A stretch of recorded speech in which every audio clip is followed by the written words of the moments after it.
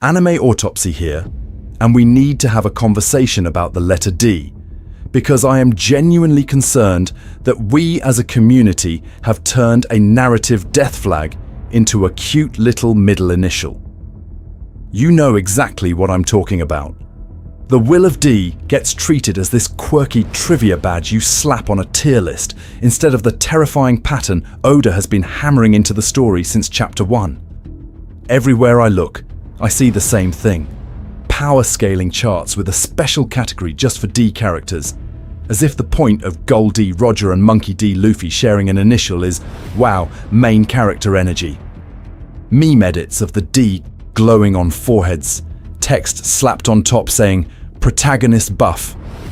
Endless theory threads that treat the Will of D as a fun mystery box where the prize is some ancient kingdom lore drop, not a body count. This is not a sin. This is fine. This is normal fandom behavior. But listen to me. It's also completely missing what the author is actually doing. Here's the thing. We have lost the plot on the D. The problem is not that we don't know what the D stands for linguistically. The problem is that we keep pretending it's a name, when in practice it has been a narrative death sentence. Roger dies, Ace dies, O'Hara is erased, God Valley disappears. Dressrosa is built on the corpse of a D-carrying dynasty. Every time that initial shows up, history catches fire. That is not a vibe. That is intentional writing. And I say this with love. I say this as someone who has spent an embarrassing percentage of my adult life rereading every D-related scene, every SBS where Oda dodges the question, every interview where he smirks and says, "It's not time yet." Not because I'm smarter than you, not because I'm some foreshadowing bloodhound. I am a pattern-seeking monkey who sees Jesus in toast. But when you line up Roger, Rouge, Ace, Saul, Law's Devils of Destruction, Blackbeard, the O'Hara flashback, Dressrosa's Riku history, and the world government whispering, natural enemy of the gods, the pattern does not shut up. Trafalgar D. Waterlaw is introduced as a smug surgeon, and the community goes, cool tattoo, cool hat, what a guy. Then his backstory drops and suddenly the D is associated with a country wiped off the map and a child who fully expects to die by 30. This is not random. This is Oda quietly telling you what category these people belong to. So I need you to understand, this video is not just another Will of D theory, where we guess what the letter stands for and call it a day. This is a 2+ hour autopsy of every D carrier's fate, every foreshadowing breadcrumb from Loguetown to Marineford to Dressrosa, to prove that the D is a countdown timer built into the bones of the story. We have been cheering for characters who were always walking toward the gallows. And in the next section, I'm going to start showing you exactly how early Oda told us that. The D isn't a name, it's a death sentence. What this video is actually doing. So here's what we're actually doing for the next 2 hours and change, because I need you to know what you signed up for. This is not a hype compilation. This is not top 10 D moments that gave me goosebumps with royalty-free trap in the background. We are going frame by frame, chapter by chapter, through every D carrier and every scrap of foreshadowing. And if we don't define our terms and our goal right now, the whole thing collapses into conspiracy theory word salad. Here's the thing. The core claim of this video is very simple and very ugly. The D is not primarily a bloodline flex or secret celestial royalty, or some chosen one participation trophy. The D is a narrative mechanism. It is a built-in rule of the story that says, if you carry this initial, you will be dragged into world-shaking events, and the gravity of the plot will pull you toward a sacrificial, often smiling death. Not might, not could. Will. That's the thesis.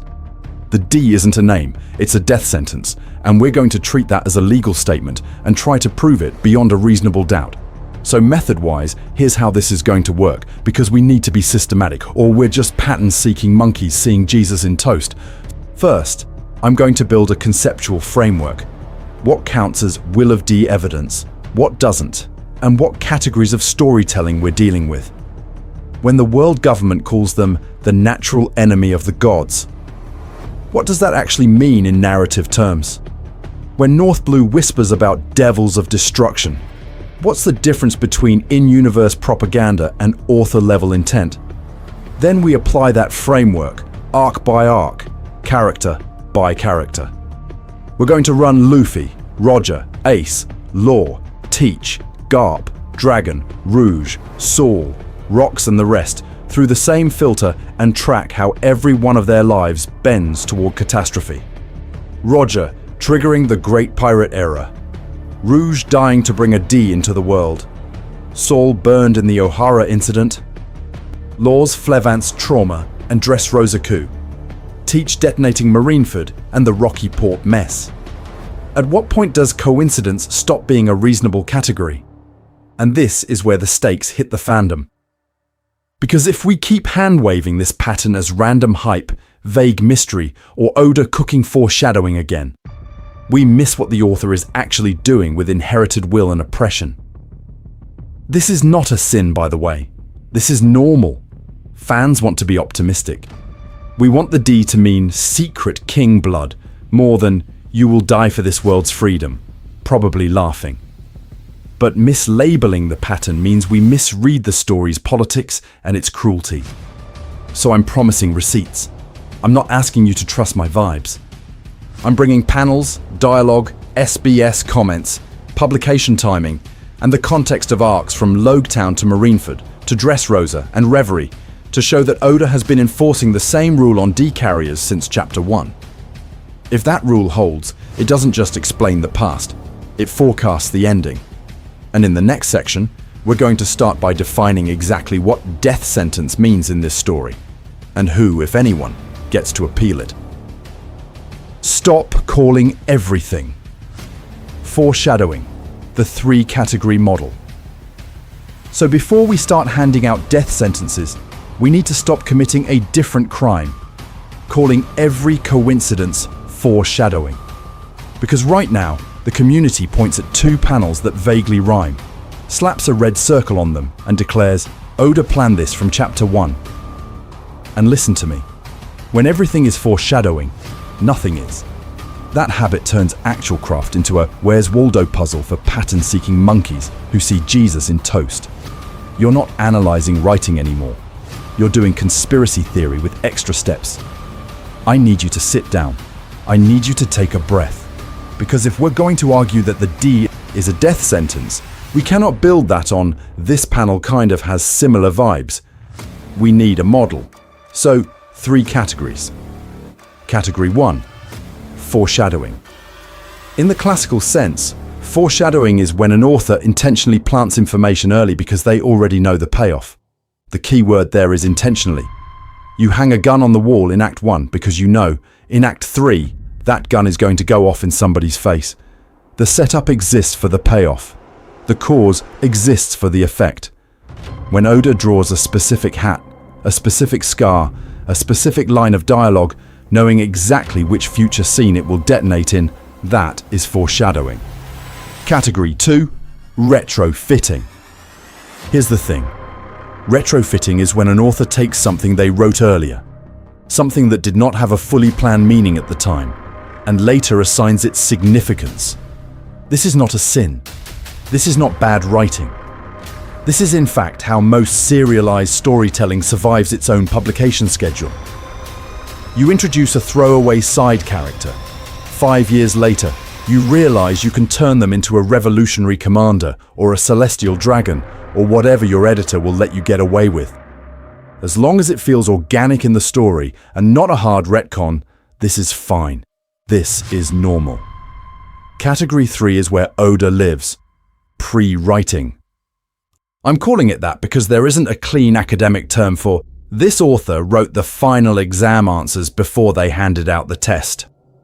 Pre-writing is when the author knows the ending, knows the major mysteries, knows the shape of reveals before Chapter 1, but hasn't filled in every detail. So instead of hinting at future decisions, they're dropping fragments of a decision that already exists. The D, the Void Century, ancient weapons, these are not random cool words. They're dense clusters of future hooks Oda committed to paying off somehow, even if the exact route changed. Pattern interrupt, This is the moment where you stop asking, did Oda know everything from the start? Wrong question. The real question is, for the D, which moments are strict foreshadowing, which are clever retrofits, and which are pre-written landmines he buried decades ago, waiting for the endgame to step on them? In the next section, we're going to start sorting actual D scenes into those three piles and see which ones tick down toward death. Why perfect 1000 chapter planning is a fairy tale. So before we start throwing D scenes into neat little piles, we need to talk about the fairy tale the community keeps telling itself. The myth goes, Oda sat down in 1996, calmly plotted a 1000 plus chapter epic, mapped every D-related death, smile and flashback from Romance Dawn to Laugh Tale, and then just executed the script. Listen to me. That is fan fiction about the author. Here's the thing. Weekly serialization is a meat grinder. You get around 15 to 19 pages every single week for decades. You're juggling drafts, name layouts, inking, assistants, corrections, and editorial meetings while your spine is turning into Jenga blocks. You are sick. Constantly. You're drawing surgery scars and battlefield corpses while your own body is filing workplace complaints. The idea that you're also holding a perfect, unchanging 1000 chapter D flowchart in your head. That's not planning. That's a medical emergency. I need you to imagine trying to microplan every D twist from Roger's execution line, to Saul's smile in the O'Hara flashback, to Law's devil of destruction reputation, to whatever Blackbeard's final move is. Every panel, every cutaway already locked. One deviation and the whole Rube Goldberg machine collapses. Any normal human attempting that level of control doesn't produce a masterpiece. They produce a psychological breakdown and a hiatus announcement. And that's before you factor in the external pressure cooker. Editors are not passive lore enjoyers. They are in the room saying, hey, this lore guy is ranking high in the popularity polls, maybe keep him around. Magazine sales spike when a certain D carrier shows up. Suddenly, the supporting D with a cool hat becomes co-protagonist with a tragic backstory and a branded death flag. This is not a sin. This is normal. Shueisha is not sacrificing circulation numbers, so your headcanon about a perfectly pre-planned D taxonomy can stay pure. You can see the fingerprints. Trafalgar Law was introduced as a supernova punk with a weird power and a D in his name. Then, as fans lost their minds, the story bends. He gets a kingdom, a trauma arc, a direct link to the Will of D mythology. Teach starts as the shady guy in Jaya, then the narrative weight around him inflates with every reappearance until he's practically a walking Void Century spoiler. That's not chaos. That's retrofitting under pressure. And because of those pressures, retrofitting isn't an accident, it's almost required.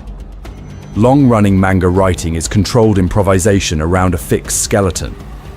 The real artistry is making the new bones you bolt on feel intentional, so when Law's D gets framed as cursed, or when Teach's body breaks the rules, you go, wow, foreshadowing, instead of, wow, course correction.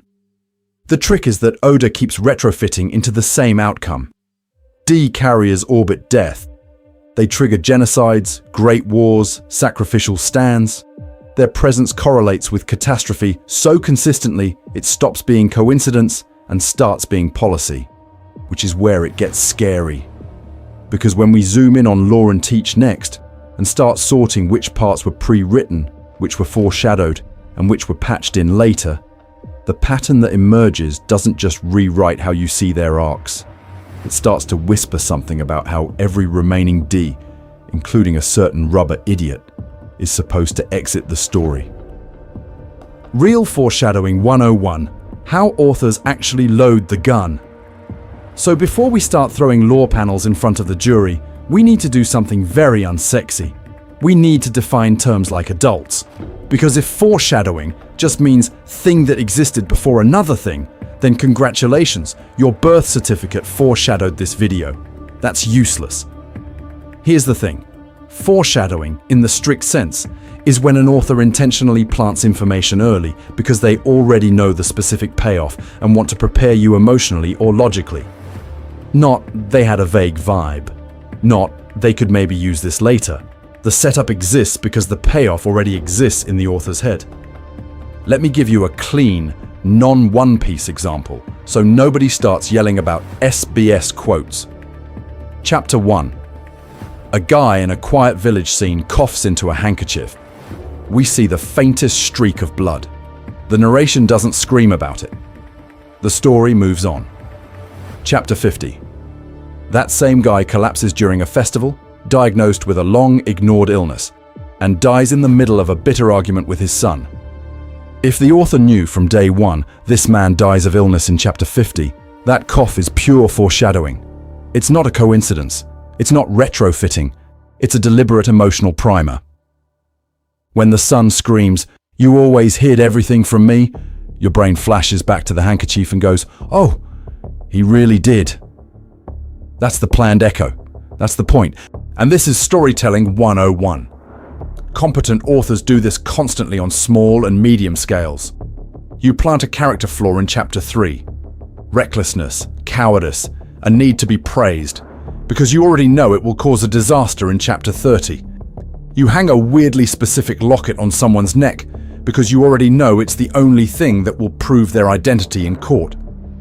You toss out an offhand line about promises being curses because you already have the scene written where keeping a promise destroys a relationship.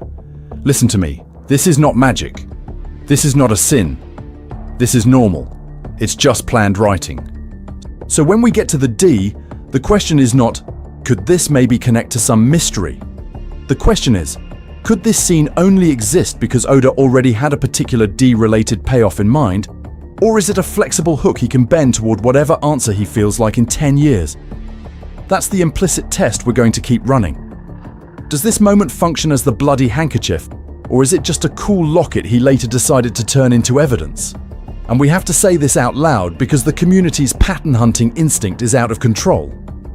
Every time I open a thread, someone's pointing at a circular window going, "Hidden moon foreshadow." A character smiles vaguely and it's secret D hint. At some point, you stop being a reader and start being a pattern-seeking monkey who sees Jesus in toast. This is fine as a hobby. Speculation is fun. But in this video, I need you to put the corkboard away. We're not rewarding cope. We're sorting craft. Which means when we call something D, foreshadowing for lore or teach next, it has to pass this bar, or it goes in a different category. Retrofitting. The art of cheating without getting caught. So to do that, we need to talk about cheating, specifically the respectable, grown-up, professional kind of cheating that keeps long-running manga from collapsing under their own law. Because here's the thing, not every "oh my god, Oda planned this from chapter 3" moment is foreshadowing. A huge amount of it is retrofitting. And this is not a sin. This is not bad writing. This is in fact how most ongoing series survive past year 5 without turning into a continuity war crime. Retrofitting is when an author takes something they wrote earlier, something that was vague, flexible, or just a cool image, and later assigns it a very specific meaning that wasn't fully locked in at the time. The detail existed, the intention did not. Then, years later they go, "Oh, that thing, that was actually this," and weld it into the master plan. I need you to hear the difference. Foreshadowing is gun on the mantle in Act 1 because you already know who gets shot in Act 3. Retrofitting is there happened to be a weird decorative rifle in an early chapter, and 10 years later you decide retroactively that it was the murder weapon all along. Same prop. Completely different writing process. And again, this is fine. This is normal. In a weekly manga, the author is juggling deadlines, popularity polls, editorial notes, and the fact that some random side character suddenly sold 10 million keychains. You would be insane to hardlock every mystery detail in year 1. Any competent author keeps certain doors labeled "decide later." The quality test isn't, was this planned from birth? The quality test is, does this feel inevitable? A good retrofit snaps into place so cleanly that your brain rewrites history and swears it was foreshadowed. A bad retrofit feels like a clumsy retcon, where the new explanation contradicts or ignores what we actually saw. You've seen Bad Versions, the series that suddenly announces 20 volumes in that the hero had a secret brother the whole time, despite us spending hundreds of chapters inside their head with zero hint. That's not retrofitting. That's narrative tax fraud. But when it works, it's terrifying. The author reaches back, grabs some half-defined scrap, and through sheer craft makes it feel intentional. The community calls it 4D chess, but under the hood it's opportunism plus discipline. And creators are incentivized to do this, especially around big mysteries. Fans want to believe every panel is scripture. Editors want flexibility. So an author drops a mysterious initial, a weird symbol, a throwaway myth, and keeps it just concrete enough to be cool, but just fuzzy enough that they can steer it toward whatever theme, character, or payoff ends up resonating. Listen to me, that's not cowardice. That's good engineering. You build in slack so the story can respond when Trafalgar Law tests better than expected, or when Blackbeard turns into the perfect thematic foil. Which brings us back to the D. Some of the genius D moments people swear were carved in stone from Chapter 1. We're going to see they're actually elegant retrofits, Oda spotting an old panel, a single letter, and weaponizing it later for maximum emotional damage. Next, we're going to sort which D beats are true foreshadowing, and which are high-tier cheating done right. A safer battlefield, proving the model with Naruto's Toby. So before we start accusing Oda of being an omniscient god king who tattooed the D-plot on his soul at birth, we need to sanity check the model somewhere safer, somewhere adjacent. So we're going to Naruto, specifically Toby. Remember Toby's first entrance? Goofy masked dude, doing the Toby is a good boy routine, tripping over his own feet, comic relief staple to Deidara's war crimes. Then, many arcs later, mask cracks, Sharingan, Kamui, and suddenly he's Obito, Kakashi's dead teammate, survivor of a rock avalanche, an architect of the Fourth Ninja War. It feels massive. It feels planned from page 1. But was it? Fans will tell you, yes. They'll bring out the supposed foreshadowing like it's a courtroom exhibit. The name, Toby/Obito. Rearrange the syllables, boom. The single eye, always the right eye, matching Obito's missing one. The timing of his introduction, right when the story is recentering on Kakashi's past and the Uchiha mystery. Little lines about a world where comrades don't have to die, that sound tailor-made for Obito's trauma. On the surface, that's airtight. It feels intentional. Except, here's the thing. When you actually look at author-side evidence, the ground gets wobbly. Kishimoto has said in interviews that Toby's identity went through multiple iterations during the planning process. At various points, Toby was going to be Madara for real, or a Madara descendant, or a kind of vessel. The production timeline suggests that when Toby first shows up doing his clown act, Kishimoto had not locked in every detail of Toby equals Obito as a final decision. Pieces were floating. The mask was there. The eye was there. The exact person behind it, still negotiable. So we reclassify. The single eye and the vague, obscuring mask, that's not Obito foreshadowing, that's mysterious Sharingan guy foreshadowing. Real setup, but for a category, not a specific name. The Toby/Obito name echo. That's a retrofit. Once Kishimoto commits to Obito, suddenly the syllables become meaningful, and you can pretend they were a smoking gun all along. And the people who swear Toby's every goofy gag secretly mirrors Obito's childhood personality. That's fandom pareidolia. That's the pattern-seeking monkey seeing Jesus in toast and then writing a 40-tweet thread about it. Listen to me. This is not a sin. This is not bad writing. This is normal. Most long-running authors leave themselves wiggle room, then retrofit specifics into earlier ambiguity. Some hints are intentional, some are patched in later. Some are pure coincidence that the community baptizes as genius foreshadowing because we love feeling smart. And if we can accept that nuance with Naruto, we need to bring the same discipline to One Piece. We don't get to point at every storm cloud, every smile at the gallows, every capital D and scream, Oda planned this exact death scene in 1997. Next, I need you to walk through the D material with that Toby filter on, because once we do, the pattern that's left is way darker than mysterious middle initial. Pre-writing. The third thing. Oda does that breaks our brains. So if we're not allowed to scream 1997 master plan at every panel, what do we do with the D? Because listen to me, the D is not just foreshadowing, and it's not just a lucky retrofit. It lives in this third uncomfortable category I've been hinting at, pre-writing. I'm going to be honest with you. Pre-writing is not a real academic term. You cannot walk into a university, slam down an SBS, and demand a degree in Oda studies. I'm using it to describe a very specific habit this author has. He plants insanely dense, high-potential mysteries early. The D, the Void Century, the ancient weapons, with a clear emotional and thematic direction, but with flexible specifics that can breathe over decades of serialization. Here's the thing. With foreshadowing, the author knows the payoff. You put the straw hat on the kid's head because you already storyboarded Marineford. The line points to a destination that's already drawn. With pre-writing, the commitment is softer and way more terrifying. The author is saying, this will matter massively later, but they're only locking in the broad territory. This will be tragic. This will be world-shaking. This will be about inherited will. The exact how. The exact who kills who on what battlefield. That can wait. That's the difference. Foreshadowing is a hint toward a known scene. Pre-writing is a promise of weight without a finalized shape. It's the author writing the story in emotional order instead of chronological order. The setup isn't a cute teaser. It's a fragment of a decision that's already half made.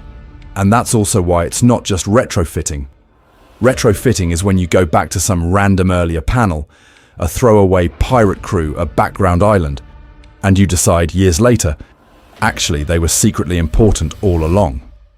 This is not a sin. This is fine. This is normal. Most long series survive on this kind of opportunistic recycling, but pre-writing is intentional from day one. The D was never a random cool initial that Oda later weaponized because the community got obsessed. It was planted with the guarantee that it would be central. Only the exact mechanism of that centrality was allowed to evolve. Oda is an outlier here. His whole world-building style almost demands pre-writing. He's juggling an erased century of history, a hidden ancient kingdom, 3 superweapons named after gods, bloodlines that cross 4 seas, and a world government that's been lying for 800 years. You cannot fully script that from chapter 1 without your brain melting out of your skull. But you can decide, before serialization, there was a kingdom, there was a war, the winners became gods, and their natural enemies carry a certain name. Which brings us to the claim I need you to hold for the rest of this video. The Will of D is Oda's single most important piece of pre-writing. Introduced early through Roger, Luffy, Garp, and Dragon, kept deliberately vague through O'Hara and Dressrosa, and slowly sharpened until Dekor stops reading as a quirky middle initial and starts reading as a narrative death sentence. When you line up the D carriers and their fates, the pattern that falls out doesn't just explain the past. It starts predicting who doesn't make it to the end. First Contact. How the D sneaks into the story. So let's roll the tape back to the very start. Before Natural Enemy of the Gods, before O'Hara, before Dressrosa. When the D first walks on stage, it doesn't have a neon sign over its head. It just sits there, quiet, harmless, a middle initial that your brain files under pirate flavor text and moves on. Gold D Roger, Monkey D Luffy. The manga drops those names in chapter 1 with the confidence of an author who knows exactly what he's doing and zero interest in explaining it to you. There's no box that says, by the way, This D is a cursed bloodline. There's no villager going, "Whoa, a D." It's just stated, repeated, normalized. This is not a sin. This is how you pre-wire a mystery without tipping your hand. Notice how nobody in Windmill Village reacts to Luffy's full name. Makino doesn't blink. Garp's wanted poster Flex later on doesn't come with a lore dump. The community of characters is acting as if D is either common knowledge or irrelevant trivia. And that gap between how casual they are and how curious you are is intentional. Oda is writing to two audiences at once. The people in the world, who treat it as background noise, and you, the pattern-seeking monkey who sees Jesus in toast. The second two weird names rhyme. Here's the thing. The framing around those first two Ds is doing more work than the text admits. Roger's introduction is his execution. Public death. Global broadcast. And the man smiles. He laughs into the blade, throws out one sentence, and detonates a new era. Then you meet Luffy, whose defining character trait in Chapter 1 is, will grin his way through situations that should kill him. He stabs his own face. He jumps into the ocean as a rubber child. By Logetown, he's literally smiling into a lightning strike at his own execution stand. You're being trained, visually and tonally, to associate that initial with people who look straight at mortality and laugh. Do the characters comment on that connection? No. Buggy doesn't go, "Ah, a D, just like Roger." Smoker doesn't mutter, "That smile," with a paragraph of exposition. The author is withholding that bridge on purpose. We need to sit in that uncanny space where the parallels are obvious to us but invisible in universe, because that's what makes it feel less like retrofitting and more like a pre-written landmine waiting for the right arc to step on it. And outside the pages, Oda keeps pouring gasoline on that feeling while refusing to light the match. Every time he's asked about the D, he says some version of, "It has a meaning, but it's not time yet. I need you to hear how revealing that is." That is an author admitting the answer exists, is fixed, is planned, and he's just pacing the reveal. If it were just a cool middle initial, why the secrecy?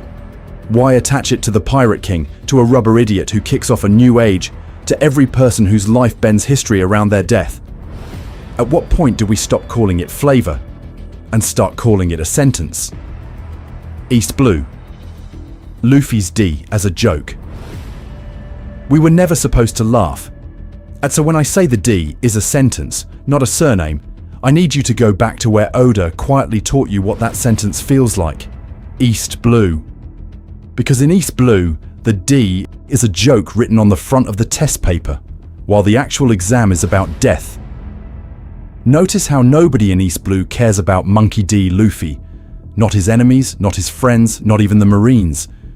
The community treats that middle initial as paperwork. This is not a sin. This is normal. Oda is in pre-writing mode here. He's not explaining the mystery. He's stress testing the temperament that mystery belongs to. Here's the thing.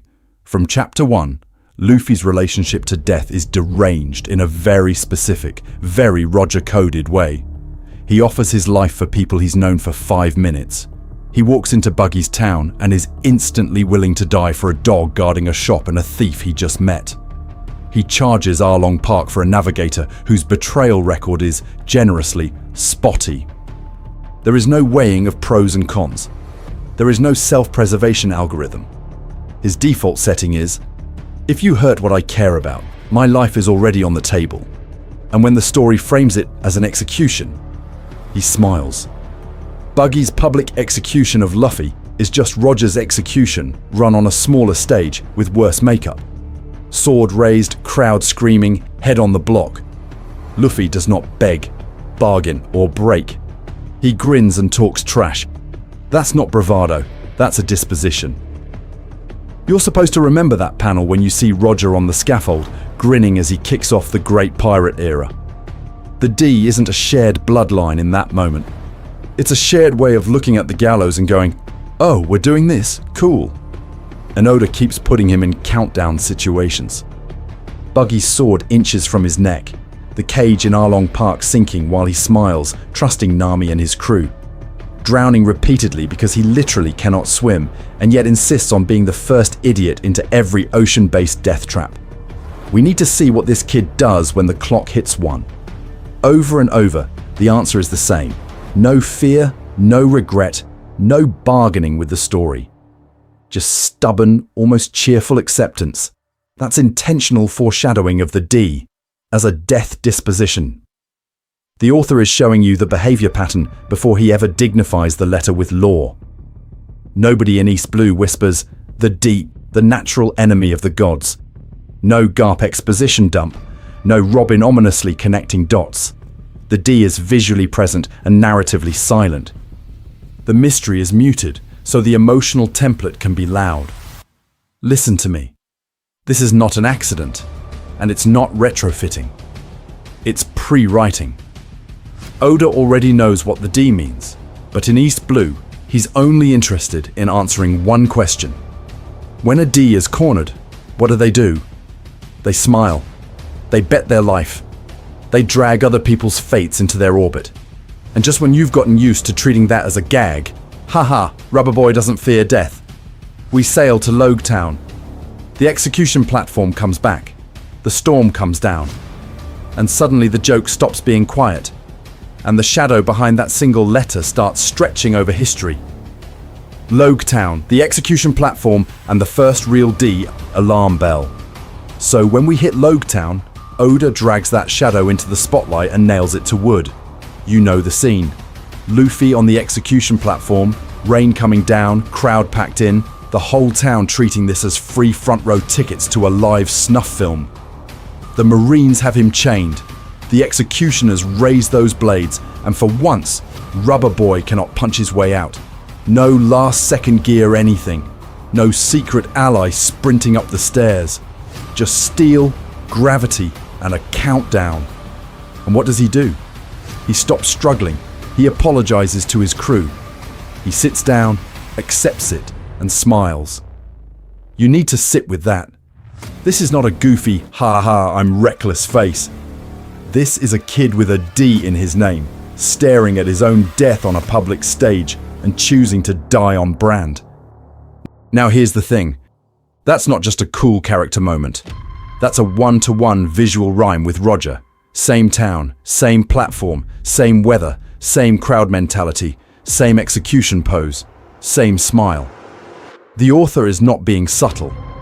Oda is taking the Pirate King's last page, photocopying it, and slapping Luffy's face over the top. At that point in the story, you're supposed to go, oh, he's inspired by Roger. But if you're paying attention as a pattern-seeking monkey who sees Jesus in toast, you realize the problem. This is not inspiration. This is trajectory. This is our first undeniable foreshadowing that Luffy isn't just chasing Roger's crown. He's walking Roger's death-shaped path. And then Oda twists the knife by zooming the camera out. Who's watching this almost execution? Smoker, a Marine captain who immediately clocks that this kid is not normal. And Dragon, the single most wanted man in the world, who just happens to be in town the day his son nearly dies on a scaffold. That's not random. That's not, oh wow, small world. That is planned convergence. Notice the pattern. The moment the blade is about to fall, world-shaping eyes snap to the D carrier. Smoker's entire career gets redirected. Dragon literally calls down a storm to interfere. The story is telling you that when a D is on the brink of death, history leans in. The community of monsters and gods that run this world suddenly cares. So we need to file this under a very specific category of foreshadowing.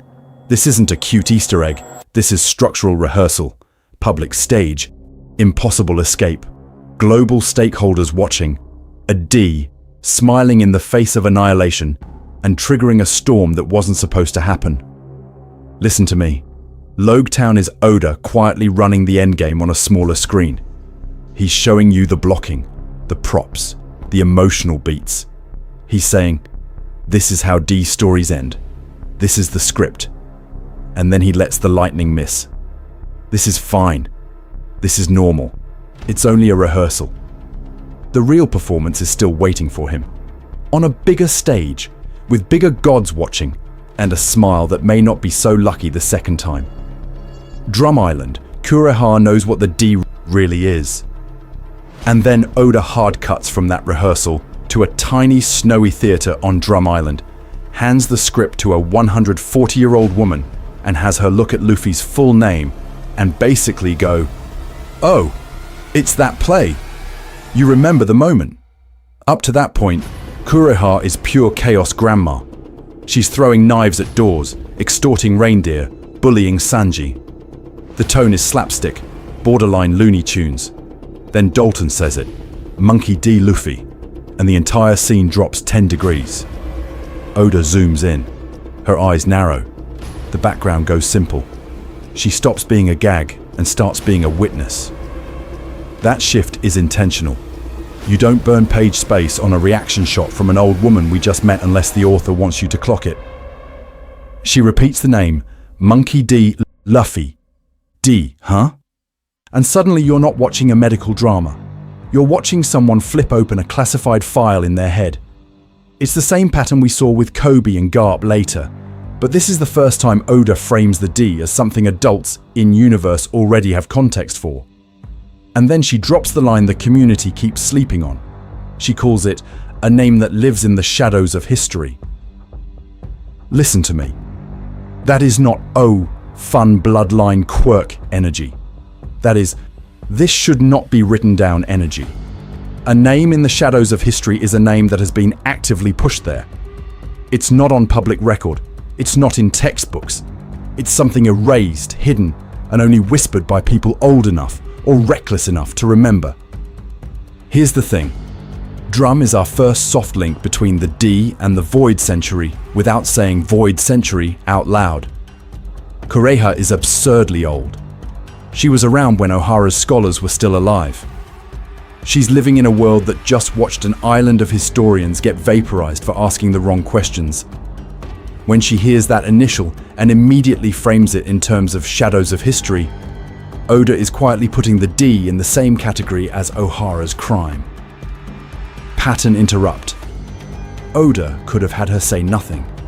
He could have saved all the mystical D talk for Robin, for Ohara, for the big lore dumps. He doesn't. Instead, he uses a side arc about a sick reindeer to brush right up against forbidden history, then pull back before we, pattern-seeking monkeys that we are, can start drawing ancient kingdom flowcharts. So where does this fall in our foreshadowing taxonomy? This is pre-writing with foreshadowing flavor. Oda clearly already knows the D is tied to lost history and danger. He knows it's connected to the natural enemy of the gods line we'll hear later. But he's not locking himself into the exact mechanics yet. He's locking in the emotional tone, fear, awe, and a little bit of, oh God, not again. And we need to connect that to the death sentence thesis. If a name only survives in shadows, that usually means everyone who carried it in the light got erased, hunted, or died making too much noise. Kureha's reaction tells you, before Marineford, before Ohara's full flashback, that D is already a liability, not a blessing. It's not a cool middle initial, it's a target on your back. And the next time the story whispers about D being devils of destruction, you're supposed to remember the old doctor who heard that name and looked at Luffy the way someone looks at a kid standing on railroad tracks, grinning at the oncoming train. Skypiea and the Sky Tombstone, the D, written in the heavens. And if Luffy on those railroad tracks is the image, Skypiea is the echo chamber that tells you that track has been there for 1,000 years. Because up in the clouds, Oda quietly runs the D pattern in a closed environment, almost a lab experiment in how this curse operates. You get the golden bell, you get the poneglyph carved into the ruins, you get Gold D. Rogers graffiti on history, and then you get Luffy, who has never read a single lore wiki in his life, punching a god and ringing that bell to fulfill a promise he doesn't even know exists. Here's the thing, that's not wow, destiny is cool foreshadowing. That is pre-writing in action. The author already knows the Void Century, already knows what the D means, and then he builds an arc where a D literally becomes the sound system for a dead kingdom's voicemail. The sequence is absurdly intentional. Robin reads the poneglyph and finds not the ancient weapon, but Roger's inscription. The Pirate King got there first, stood in front of the same stone, and instead of taking the secret for himself, he carves his presence into it. I was here. I heard your voice. That's not just a flex. That is a D, carving his will into the sky, trusting that some future idiot with the same initial will stumble into the same ruin and pick it up. Roger's message is the bridge between the D, the lost history, and Luffy's generation. He turns Skypiea into a relay point, a sky tombstone. The bell is the transmitter, the poneglyph is the script, and Luffy is the clueless actor, reading lines he's never seen by punching a nail so hard that the entire world hears a sound they thought was gone. Fans treat that as a cool payoff to Nolan's story. It is that, but it's also the D reenacting an ancient suicidal promise on schedule. And then you have Nolan and Kalgara, two men who do everything you're told heroes should do. They save a people, they make peace, they promise to meet again. What does the system do? It hangs Nolan, buries the truth under a children's book, and turns him into a punchline. Liar Nolan. This is not a sin in terms of writing. This is the point. The story itself is showing you how sacrifice gets misfiled as comedy when the victors control the archive. We need to see the parallel. D carriers die in storms that change the world, and then history slaps a clown nose on their corpse. Nolan's execution, Kalgara's silence, the island ripped into the sky, the promise stranded for 400 years. That's a prototype of the D tragedy in miniature. Skypiea has every element. An ancient kingdom erased, a truth carved in stone, a will passed down through distorted stories, and a new generation unconsciously replaying the same deadly script. This is not random. This is a controlled demonstration of the category of person the world government cannot allow to exist. So I need you to ask, what kind of human being terrifies a regime so much that they'd rather erase entire islands, rewrite legends as jokes, and drown bells in the sky than let that will ring openly on the sea? Listen to me. That's the question hanging over every D we've met, and the story is not done answering it. Water 7 and Enies Lobby, the day the world government flinched at a D. And then Oda answers that question by having a D. Do the one thing the world government cannot afford to put on television. He burns their flag. Enies Lobby is the moment the will of D stops being a spooky trivia question and becomes an active security threat. Luffy doesn't file a complaint. He doesn't negotiate. He plants his feet on the rooftop, orders Sniper King to set fire to the world government symbol, and then screams at the heavens, "We've come to take Robin back." That's not a rescue mission. That's a declaration of war with a marketing budget. Here's the thing. This is a rookie pirate, a nobody in the grand scheme. Pre-time skip, pre-Yonko, pre-Fifth Emperor headlines. And yet the second that D stands up in front of the judicial island of the world and publicly humiliates the so-called gods, the entire system flinches. The narrative flips from DS die tragically to DS drag the entire world order into crisis before you can kill them. Visually, Oda is screaming natural enemy of the gods years before Rosinante ever says the words. You've got the Straw Hats literally standing above the symbol of divine authority. You've got the flag of the gods burning while the commoners of Water 7 watch through the Gali La Den Den network. And you've got a D, whose solution to a secret execution is to make it so public that the government has to either fold or expose its own fangs. Luffy's existence forces an overreaction. He can't just be quietly erased. He drags the camera crew with him. And the government's response? This is where you see the policy around D in action. They don't send a stern memo. They trigger a buster call. They're willing to level Enies Lobby itself, vaporize their own soldiers, and sink a cornerstone of their judicial system just to contain the narrative damage of one D screaming no on live TV. I need you to notice how insane that is. When a D goes loud, the only option on the table is overwhelming borderline suicidal force. This is not a sin in terms of storytelling excess. This is intentional. Oda is foreshadowing the rulebook the Celestial Dragons have written for this bloodline. If a D ever threatens to become a symbol, you don't arrest them, you crater the map around them and pray the historians are bad at their jobs. And from that point on, the D stops being a cute middle initial in the community's power scaling charts. After Eni's lobby, it's a present tense problem for the people on top. The Pirate King had it. The kid who just burned your flag has it. The phrase natural enemy of the gods is no longer mythology. It's a live fire category in the government's threat assessment. Listen to me.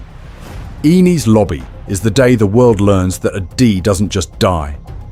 A D either gets erased early or they force the gods to show their teeth on camera. Which raises the next problem we need to talk about. What happens when the gods fail to erase one? Saul, O'Hara, and the first D. We watch die for knowledge. So when the gods fail to erase one D on camera, we need to go back to the time they tried to erase an entire island off screen. Because O'Hara is the beta test for the natural enemy of the gods protocol. Here's the thing. O'Hara is not just a sad backstory for Robin. It's a full dress rehearsal for the final war. You have a community of scholars calmly doing what scholars do, reading, cataloguing, connecting dots. They dig into the void century, they piece together the ancient kingdom, and they reach the exact category of knowledge the world government has stamped, do not touch under any circumstances. The response? Not a cease and desist, not a stern memo, a buster call, annihilation as editorial feedback. The author doesn't have to tell you how dangerous that history is. The storytelling does it for him. An island that never raised a flag, never fired a cannon, gets erased for turning pages. That's your foreshadowing for what the D really means. The moment you start combining certain bloodlines with certain books, the world's operating system panics. Enter Jaguar D. Saul, Vice Admiral, Giant, the guy who is supposed to be the fist of that system. And he defects because even he can't watch an island of librarians get vaporized for doing homework. I need you to notice how Oda plays this. Saul is introduced as a weirdo giant with a big laugh and a soft spot for a lonely kid. The D doesn't show up as hype. It drops right before his death as context, as if the story is quietly filing him into an existing pattern. Saul's entire arc is one decision: protect the child and the knowledge, or protect his career and his skin. He chooses the kid. He chooses the books. He drags a battleship through the harbor, he throws Robin toward life, and then he stands there in front of Aokiji, laughing. This is not normal human behavior. This is not a sin in the writing. This is intentional patterning. Roger smiles at the execution scaffold. Ace grins through a magma fist. Saul laughs as the ice climbs his body. Different scenes, same punchline. The will matters more than the heartbeat. Listen to me. The combination of D plus forbidden history is treated as an existential threat. O'Hara doesn't just get bombed, it gets buried. Saul doesn't just die. He gets erased from the record, memory hold alongside the tree of knowledge. The problem isn't that a vice admiral went rogue. The problem is that a D touched the void century and chose a side. Saul is a textbook D death. His life intersects a world-shaping event. He chooses sacrifice over self-preservation. And his death plants a seed, Robin's survival, that will later shake the world again at Eni's lobby and beyond. That's not coincidence. That's a planned echo, a pre-written fragment. But if Saul is the prototype, then we have to ask a worse question. What happens when a D survives the fire and keeps reading? Marineford, Part 1. Sengoku says the quiet D. Out loud. So when we get to Marineford, Oda finally answers that question with a megaphone. What happens when a D survives the fire and keeps reading? The answer is the government drags them onto a stage and tries to burn them in front of the entire world. Picture the scene. The war has already gone off the rails. Whitebeard is literally tilting the ocean, and in the middle of this, Sengoku steps up to a transponder snail that's broadcasting to every living grandma in the One Piece universe and goes, "Monkey D. Luffy." He doesn't mumble it. He doesn't gloss over it. He leans on that D. The paneling slows down, the sound effects drop out, and you can feel the story underlining a single letter in 72-point font. The reactions tell you this is not just a fun trivia reveal. Marines flinch, pirates gape. The commentators in Sabaody spit out exposition in real time because Oda wants you to notice that a classified category of person just got doxed on global TV. Up until this point, the D has been a private curiosity. Whiskey Peak whispers, Doctor. Kurihara trolling us at Drum. That weird moment at Jaya where Blackbeard and Luffy echo each other. It's been an in-joke between the author and the attentive fans. Marineford is the pivot. This is the first time the world government itself uses the D as propaganda. Sengoku doesn't just say Luffy's full name, he immediately chains it to Roger. He frames Luffy as the inheritor of a will, as the same species of problem that created the Pirate King. That's intentional writing. He's not giving a biography. He's constructing a threat profile for the audience in-universe and for you at home. And you can't separate this from Ace's reveal. Remember, Ace has already been outed as Gol D. Rogers' son. His execution is supposed to be a message. This is what happens to the Pirate King's bloodline. Then Sengoku stacks Luffy on top. One condemned as Roger's literal child, one exposed as a D, and both targeted for death on a global stage. That's not random cruelty. That's a ritual. You don't quietly assassinate these people. You strap them to an execution platform, surround them with cameras, and turn their deaths into a PSA. Here's the thing. This is where the natural enemy of the gods subtext starts operating before Rocinante ever says the phrase. When Sengoku ties Luffy's D to Roger's will, he's implicitly saying, this kid's existence undermines everything we're calling justice. The celestial dragons are watching. The gods of the world are being told their natural enemies are on the scaffold. Pattern interrupt. Why is there an execution platform at all? Why not a bullet in a basement? Because we need to see it. The crowd needs to see it. The story needs you to understand that D carriers are not just criminals, they're sacrifices. The whole Marineford layout, the platform, the plaza, the triple-layered Marine logo, the wall of cameras, is a ceremonial killing field built to scare everyone else into obedience. Listen to me. This is not a sin in terms of overdramatic shonen staging. This is the point. Oda is foreshadowing the final conflict by showing you the operating procedure. When a D gets too loud, the gods don't just erase them. They hold a public exorcism. And if Marineford is the ritual, then the next question is obvious. What happens when the sacrifice escapes the altar and keeps climbing toward the sky? Marineford. Part 2. Ace's life was a delayed death order. So here's the thing. Ace is the answer to that question. What happens when the sacrifice dodges the knife? The story just puts a different collar on him and starts the countdown anyway. Portgas D. Ace is born under a literal death order, not metaphorically. The world government hears that the Pirate King's lover is pregnant and issues a blanket kill command on an unborn child. That's not foreshadowing in the cute, oh, a mysterious D on Mars category. That is the state saying, this specific D is not allowed to exist. And Rouge's response is to hack the system with her own body. She extends her pregnancy for 20 months just to confuse the timeline, to make the math not add up so the Marines can't find him. One life traded for another, on a technicality. She dies the second Ace is born. The D doesn't enter the world with a cry, it enters on a corpse. And I need you to clock how intentional that is from a writing perspective. Oda could have had Roger rescue them. He could have had Garp swoop in earlier. Instead, he stamps Ace's origin with, you only exist because someone already paid your death tax. And Ace knows it. This is the problem the community sometimes handwaves under cool, tragic backstory. But listen to me. His entire personality is structured around that original sin of existence. He spends his childhood asking Dadan and Garp whether he should have been born. He is terrified that if people knew he was Gol D. Rogers' son, they would hate him on sight. The D and the lineage are fused in his head into one curse he can't outrun. So what does he do? He overcorrects. He chases strength, builds a crew, finds Whitebeard, and begs for a new name, a new father, a new story. This is not a sin in terms of character writing. This is the point.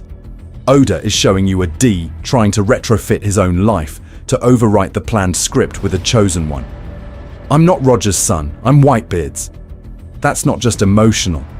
That is Ace attempting to reject the death sentence baked into his blood. And then Marineford happens, and the pre-written ending catches up. The war is literally triggered by the government trying to publicly execute the D baby they missed 20 years ago. The altar finally finds its sacrifice. Except Ace slips the chains, Luffy breaks the ritual, and for about 30 seconds you and I both think Oda actually did it. He let a D escape. Then Akainu opens his mouth. He doesn't just attack Luffy, he attacks Whitebeard's legacy, the one thing Ace rebuilt himself around. And Ace turns. He chooses to stand there and take the blow that was meant to finish Luffy. He dies burning, smiling, thanking everyone for loving him. That's not random shonen melodrama. That is the D pattern executing in real time. Sacrificial death that detonates a new era. Because Marineford doesn't end with a corpse. It ends with a shockwave. Luffy is broken and then radicalized. Blackbeard hijacks the stage and announces the new age. The balance of the three great powers collapses. The failed execution of Ace succeeds as a world-scale trigger. The D doesn't just die, it explodes into consequences. Ace's entire arc is a negotiation with a fate written before he had a face. Birth under a kill order, a life spent asking if he deserved to exist. An execution that becomes a war, a rescue that becomes a self-chosen sacrifice. If you map it out, it's not a character arc. It's a delayed sentence being carried out in slow motion. And if one D can reshape the era by dying on schedule, we need to ask a worse question. What happens when a D survives long enough to swing back at the gods who wrote the sentence in the first place? Rocinante's whisper. The natural enemy of the gods. And that brings us to the one moment where Oda basically drops the mask and just says the quiet part out loud. Dressrosa flashback, snow, gunfire, a diseased kid who has already watched his country get erased. Rocinante leans into Trafalgar Law and says the line the community has been chewing on for years. Those who carry the name of D are the natural enemy of the gods. Here's the thing, in One Piece, gods is not abstract, it's not metaphor. The celestial dragons literally call themselves gods. They wear space helmets, leash human beings, and treat entire islands as disposable decor. So, when Rocinante, a former marine and brother to a warlord, uses that exact term, he is not being poetic. He is citing the internal vocabulary of the regime. This is an official category, a threat classification. Natural enemy is doing a lot of work there. He doesn't say potential rebel or probable troublemaker. Natural enemy means built-in opposition. It means the conflict is not a matter of opinion or mood. It's baked into the system. If you're a D, your existence contradicts the world the so-called gods have built. That's not a personality trait. That's a structural problem. And if it's structural, peaceful coexistence is off the table. You don't negotiate with a natural enemy. You contain it, erase it, or die to it. Rocinante is not telling Law, hey, careful, you might piss off the wrong people. He's telling him, you are a walking incompatibility error with the firmware of this world. I need you to understand how cruel that is in context. Because who is he saying this to? A child named Trafalgar D. Waterlaw, terminally ill, survivor of Flevance, a country genocided by the same world order that calls itself God. Law has already had his home wiped off the map. Now he's being told that his middle initial guarantees a collision course with the people who did it. Not optional, not avoidable. Foreshadowing here isn't just hinting at a sad backstory, it's stamping an expiration date on his future. Once you hear that line, every previous D gets refiled. Gold D. Roger doesn't just happen to oppose the world government. The Pirate King turns himself in and uses his execution to ignite an era that destabilizes the gods. Saul the Giant helps O'Hara's demons escape and is frozen mid-laugh. Portgas D. Ace dies at Marineford protecting another D, his death used as propaganda and then backfiring. Garp, Dragon, Luffy, even Teach in his own twisted way, all move in patterns that undermine the divine brand. Most of them pay in blood, some pay in reputation, none of them retire to a quiet farm. So when Rocinante whispers, "natural enemy of the gods," that's not flavor text. That is the in-story thesis statement of the will of D. If you have that initial, you don't get a quiet life. You get conscription into a war with heaven. This is not a sin. This is Oda being brutally intentional about what that letter costs. And if that's the rule, we need to ask a nastier question. What happens to a world built on gods when an entire generation of natural enemies refuses to die on schedule? Law, devil of destruction, or doomed revolutionary. So if the D is a draft notice for a war with heaven, Trafalgar Law is the poster child for what happens when that letter shows up in the worst possible neighborhood. Run the flashback. Flevance is a closed ecosystem of foreshadowing. A country built on a beautiful poison, everyone pretending it's fine until the entire population gets wiped out in a genocide the history books will politely mislabel. Law grows up surrounded by corpses, already terminal from Amber Lead, and his plan is to join Doflamingo's crew just to burn the world down before his own body gives out. That's not a tragic backstory. That's a kid born with a timer already ticking. Then Rocinante enters, the one adult in the room who hears, "I have less than 3 years to live," and responds with, "Cool, I'm going to steal the Ope Ope no Mi from a warlord and commit high treason against a celestial dragon so you don't die."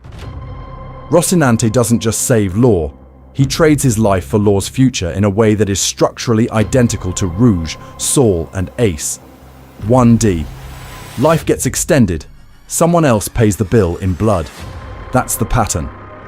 And Oda tells you, in universe, that this isn't random. In the North Blue, there's a rumor that people with the D are devils of destruction. Not quirky adventurers, devils of destruction. That line is doing so much work. It means the reputation of the D predates Roger, predates Whitebeard's speech, predates Luffy's era entirely. Ordinary people, far from the Grand Line, already have a vocabulary for, wherever these guys go, catastrophe follows. So what does Law do once he grows into that rumor? He becomes a mobile disaster generator.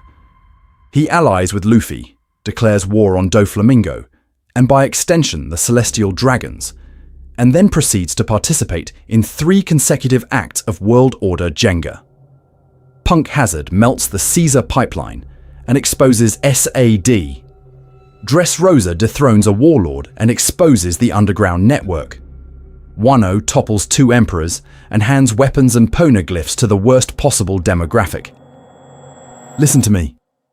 If you pitched this character in a writing workshop, everyone would say, "Oh, he's the doomed revolutionary archetype." Which brings us to the uncomfortable question. Is Law foreshadowed for death? He is constantly framed as willing to die if it means Doflamingo falls, if it means the Celestial Dragons get hurt, if it means the D mystery moves 1 square forward. He offers his life in Dressrosa. He throws himself at Big Mom in Wano. Oda keeps putting him into scenarios where a heroic D death would be clean, poetic, and thematically on brand. That's not coincidence, that's an author leaving exits open. Here's the thing, I don't think Law was originally on the D roster. He reads as a retrofit folded into a pre-written category. Oda probably planned the D pattern early, then later slapped the initial on Law and went, "Cool, now I can plug him into the existing death sentence template." This is not a sin. This is normal. The result is that Law's fate now feels ominously predictable, even if the exact scene wasn't storyboarded in 1997. Pattern interrupt. What if the real twist is that Law survives specifically because he breaks the D-death rule? Hold that thought, because to answer it, we need to look at the 1D. who weaponizes survival as hard as everyone else weaponizes sacrifice. Teach, the D that chose chaos over sacrifice.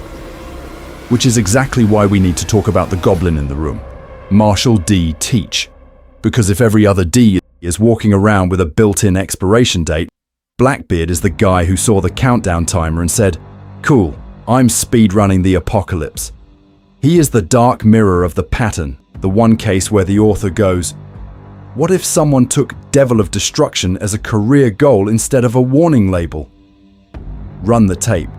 He murders Thatch just to steal a fruit he's been hunting for decades. He betrays Whitebeard's crew, hands Ace to the Marines for a Shichibukai seat, drags the entire world into Marineford, then shows up at the funeral to loot the corpse. He steals the Gura Gura no Mi in the single most on-the-nose foreshadowing payoff for man who wants to destroy the world you could possibly script. And then he starts franchise mode piracy, conquering territories, recruiting Impel Down monsters, and positioning himself as a Yonko who is simultaneously trolling the world government and racing Luffy to the One Piece. Other Ds stumble into world-shaking events because of who they are. Teach manufactures them. He weaponizes chaos, where Luffy's storms are almost accidentally catalytic. Alabasta, Aeneas Lobby, Dressrosa. Teach is doing cost-benefit analysis on human suffering. If I hand Ace over, I get a Warlord title. If I get a Warlord title, I can break into Impel Down. If I break into Impel Down, I get a crew that can actually challenge gods. That is intentional, planned mayhem. Here's the thing, every other D, we've seen trends towards self-sacrifice at the moment of truth. Roger turns himself in to ignite a new era. Ace dies to save Luffy. Saul dies to save Robin. Even Law, for all his scheming, keeps throwing his life at people who shouldn't statistically be worth it. Teach flips the script. He leans into the natural enemy of the gods title, not as a burden, but as branding. The D becomes a flag for pure ambition. And yet, listen to me. This man is obsessed with not dying. A man's dream never dies, he says, but the subtext is, I'm terrified mine will if I go too early. He avoids unnecessary risk, hides in the shadows until the odds are stacked, and only jumps in when the math favors him. That puts him in a completely different category from the Ds who accept death as the cost of their will. So narratively, where does that go? I need you to see the structural problem here. A D who only destroys, never sacrifices, and then retires on Pirate Island with a pension plan would break 20+ years of storytelling precedent. The foreshadowing around Teach, double fruits, weird body, rocks parallels, constant god poking, reads less final winner and more final warhead. He almost has to die in a catastrophic clash, whether that's Luffy, the world government, or both at once. Teach is the proof that the D isn't a moral alignment. It's a will that refuses to bow to gods, and that refusal can express itself as heroic self-immolation or monstrous empire building. Either way, the body count is non-negotiable, which raises the real question for the endgame. If Teach is the D that chose chaos over sacrifice, who is the D that makes the opposite choice, and what do they have to burn to stop him? Garp and Dragon, the D who tried to beat the system from inside and out. So if Blackbeard is the D who cashes out the world for himself, we need to talk about the two Ds who tried to cheat the entire system. One from the inside, one from the outside. And both of them are talking proof that this death sentence doesn't care what uniform you put on. Enter Monkey D. Garp, the Marine hero who has spent his entire career speed-running cognitive dissonance. On paper, he's the guy who cornered the Pirate King, turned down admiral promotions, and stood as the iron fist of justice. In practice, he's sharing sake with Roger, raising the Pirate King's son, and training his own grandson to punch celestial dragon symbols in half. This is not a minor contradiction. This is the author screaming, here's the thing, you can swear loyalty to the world government and still be a D, but the D will win that tug of war every single time. Garp's entire arc is intentional foreshadowing for what happens when a D tries to live in the enemy's house. He refuses promotion because he doesn't want to be chained to the celestial dragons. He lets Roger escape over and over, then agrees to raise Ace because of a personal promise. He throws Luffy into a jungle to toughen him up, then acts shocked when the kid grows into a Yonko-punching chaos engine. The community jokes about Grandpa Garp parenting, but narratively, he's a saboteur in a marine coat, undermining the system's interests every time his own moral code and his family's freedom are on the line. Now pivot to Dragon, and I need you to see the symmetry. Garp is the D who joins the institution and corrodes it from within. Dragon is the D who looks at the same institution and goes, "Nope, arson." He doesn't just hate the celestial dragons. He founds an entire revolutionary army whose sole mission is to dismantle their power structure. The most wanted man in the world, storms gathering in Logetown, kingdoms toppling in the background. That's not vague mystery flavor text. That's the author taking the D and scaling it up from individual problem child to organized global insurgency. If Luffy is the gun on the mantelpiece, Dragon is the loaded artillery off-screen. Every time we see him, it's in the context of regime change. Goa's Grey Terminal, Drum's vanished monarchy, the Reverie revolutions.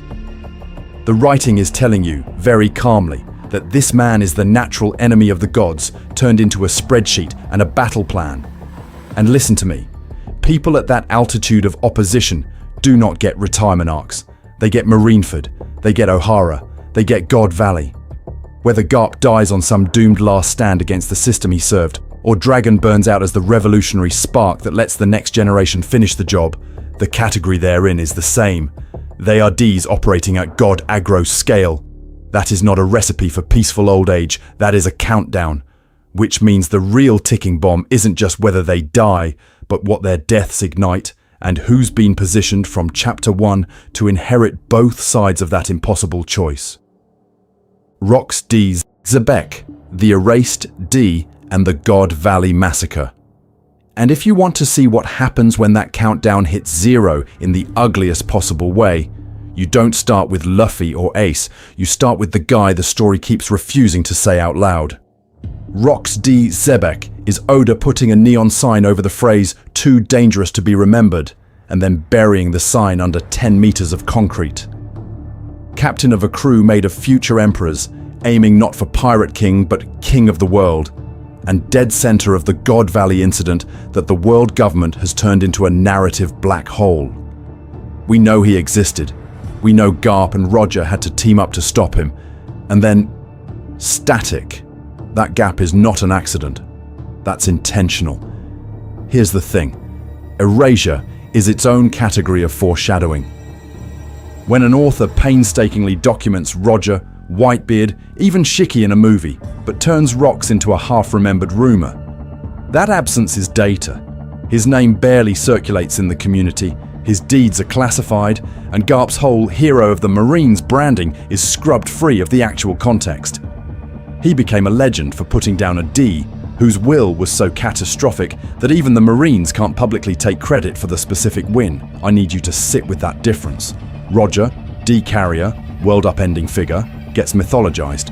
Rocks, D carrier, world upending figure, gets deleted. Same category of man, opposite archival treatment. That's Oda telling you there are flavors of D. The Luffy/Roger flavor that destabilizes the world but points towards some kind of freedom. And the Teach/Rocks flavor that tears holes in reality and lets the worst people crawl through.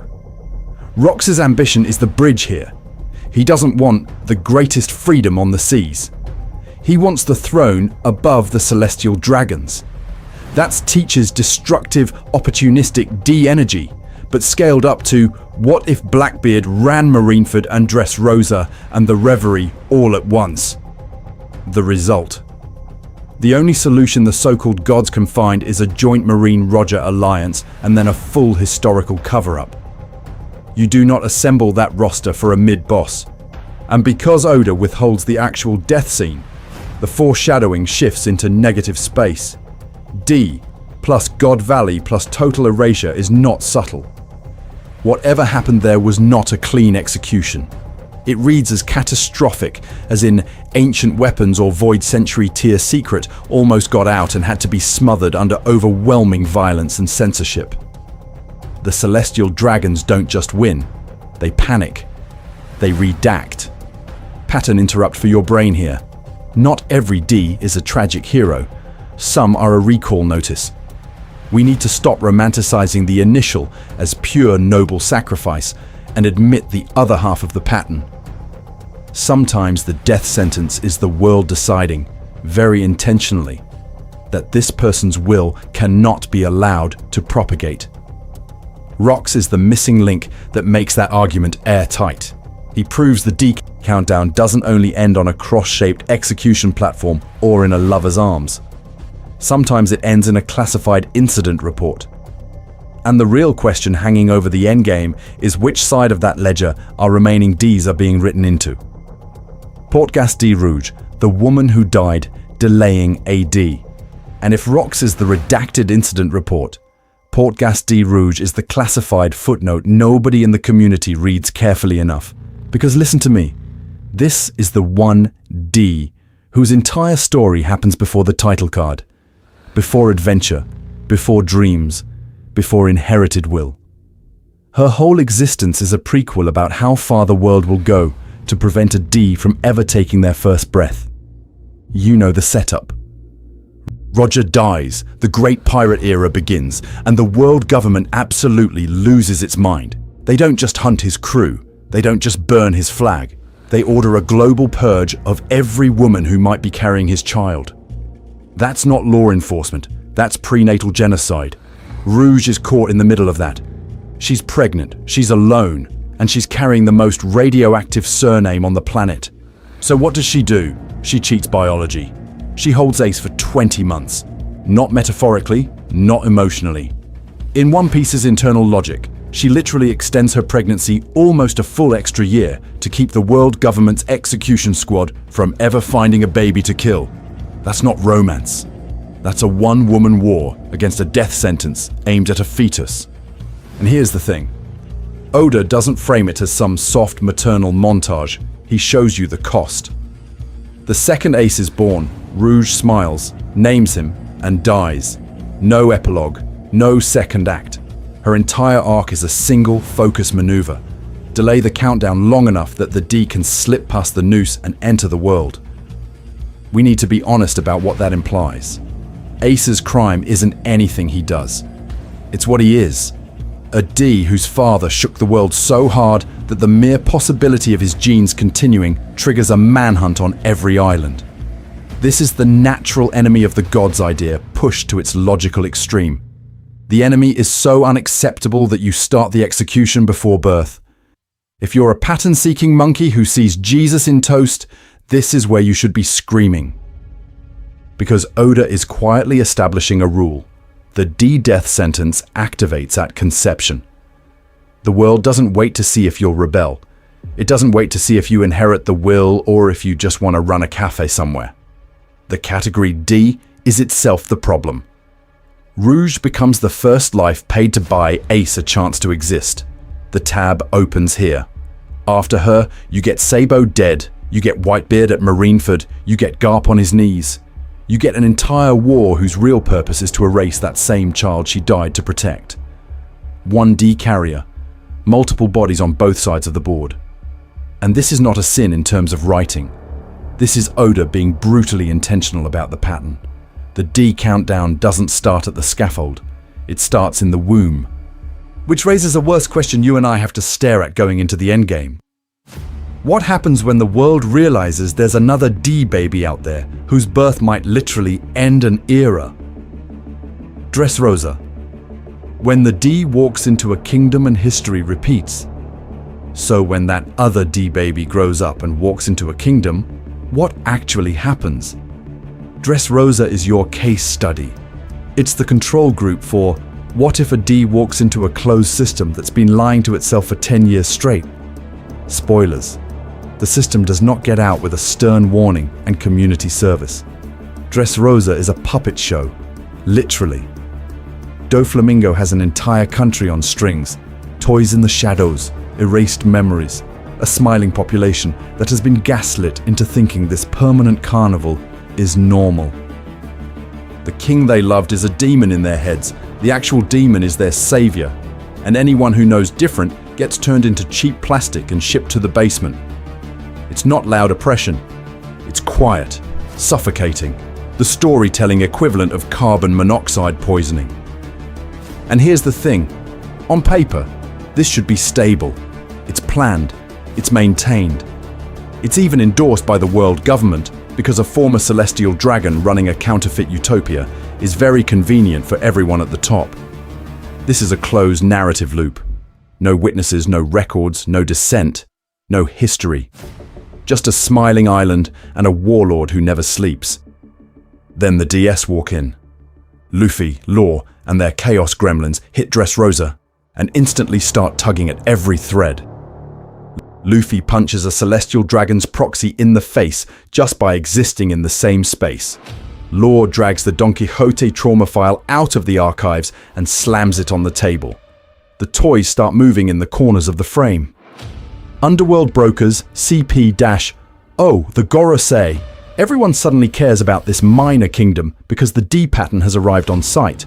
And historically that means the author is about to detonate something. Now, I need you to zoom in on Law here, because this is where the foreshadowing gets mean. Dressrosa is not just Law's revenge arc. It's a D from the gutter walking straight into a man who used to be a god. Trafalgar D, Waterlaw, branded a devil of destruction in Flevance, stands across from Don Quixote do Flamingo, ex-celestial dragon, who still talks about humans as if they're insects. That's not a rivalry. That's a category error. It's erased victims versus self-proclaimed gods, the natural enemy of the gods, staring the gods' dropout cousin in the face. And when the D wins, he doesn't just win, he breaks the furniture. Do Flamingo's fall doesn't stay in Dressrosa. It exposes the Shichibukai system as structurally rotten. It rattles the underworld. It accelerates the collapse of the three great powers. The world government loses a linchpin. Kaido loses a factory. The balance sheet catches fire. This is not a sin in terms of writing. This is Oda being brutally intentional about what happens when a D resolves a grudge. The victory is indistinguishable from systemic failure. So we need to name the pattern plainly. When a D walks into a closed system built on lies, the result is rarely reform. It's collapse, usually paid for in blood that the D is more than willing to spill, including their own. Law survives Dressrosa? Sure. This is fine. This is normal. For now. But if Dressrosa is the midterm exam, what happens when that same destructive syllabus gets applied to something bigger than a single kingdom?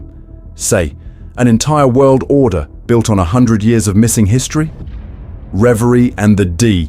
Panic at the top. So, say you're a paranoid god king running a world order built on 100 years of redacted history. What's your worst nightmare syllabus? It's not pirates in general. It's not revolution in general. It's a conference where every major king shows up, starts comparing notes, and the word D is hovering in the background like a loaded gun on the table. That's the reverie. On the surface, it's politics cosplay. Cobra chatting with Riku, people debating whether the Shichibukai are a problem, everyone doing their best responsible adult impression. This is fine. This is normal. But then the camera peels back. Underneath the speeches about abolishing the warlords, you have the Gorosei in that flower room, whispering about bloodlines, certain families, and how some names should not be allowed to exist. Not prosper, exist. Here's the thing. The reverie is our first prolonged look at the top freaking out in real time. When they talk about Luffy, it's not annoying rookie. It's, how did this brat climb so high, so fast? And why does every historical landmine keep going off around him? They explicitly frame him as part of a worst-case scenario, and that phrase is doing a lot of intentional heavy lifting. Worst case for who? For the community of regular people? Or for the self-proclaimed gods who remember what happened the last time a D got this close to the sun? Pattern interrupt. Notice who is actually more scared at reverie. It's not Vivi. It's not Shirahoshi. It's the guys with the planet on their ceiling. The Gorosei talk about the D and that family of criminals with the same tone governments reserve for nuclear proliferation. You can hear the author screaming through the subtext, this is not a quirky middle initial, this is a designated threat category, and then Imu walks in and turns that subtext into a to-do list. I need you to remember that scene with the wanted posters. Luffy, Blackbeard, Shirahoshi, Vivi. Imu doesn't monologue. They curate. They select specific faces, pin them, stab them, sit on the empty throne that's supposed to be symbolic, and in doing so, they tell you exactly what the world's true ruler considers intolerable variables. These aren't bounties. They're erasure orders. Same energy as Ohara's books. Same energy as God Valley's missing headline. When Imu chooses a poster, history disappears somewhere else. A kingdom gets wiped. An island is lost. A bloodline quietly ends. From their perspective, the D is not a riddle. It's a recurring disease. You don't negotiate with a disease. You cut it out. You burn the surrounding tissue. You tell everyone it was an unfortunate accident. Collateral damage is not a bug in this system. It's the feature that keeps everyone too scared to ask what D ever stood for. So we need to reframe the stakes here. For us, the D is a fun mystery, a foreshadowing playground where fans turn into pattern-seeking monkeys who see Jesus in toast every time a storm cloud forms over a D. Carrier's head. This is not a sin, this is normal. But for the people at the top, that letter is a kill-on-sight flag. It means Luffy, Law, Teach, Dragon, all of them are functionally on borrowed time. The only real question is whether their sentence gets carried out quietly or whether their deaths drag the entire world order down with them. Listen to me. The Reverie isn't just a political arc. It's the Board of Gods realizing the disease has already spread too far. Void Century and the Ancient Kingdom, the first D genocide. Because here's the thing.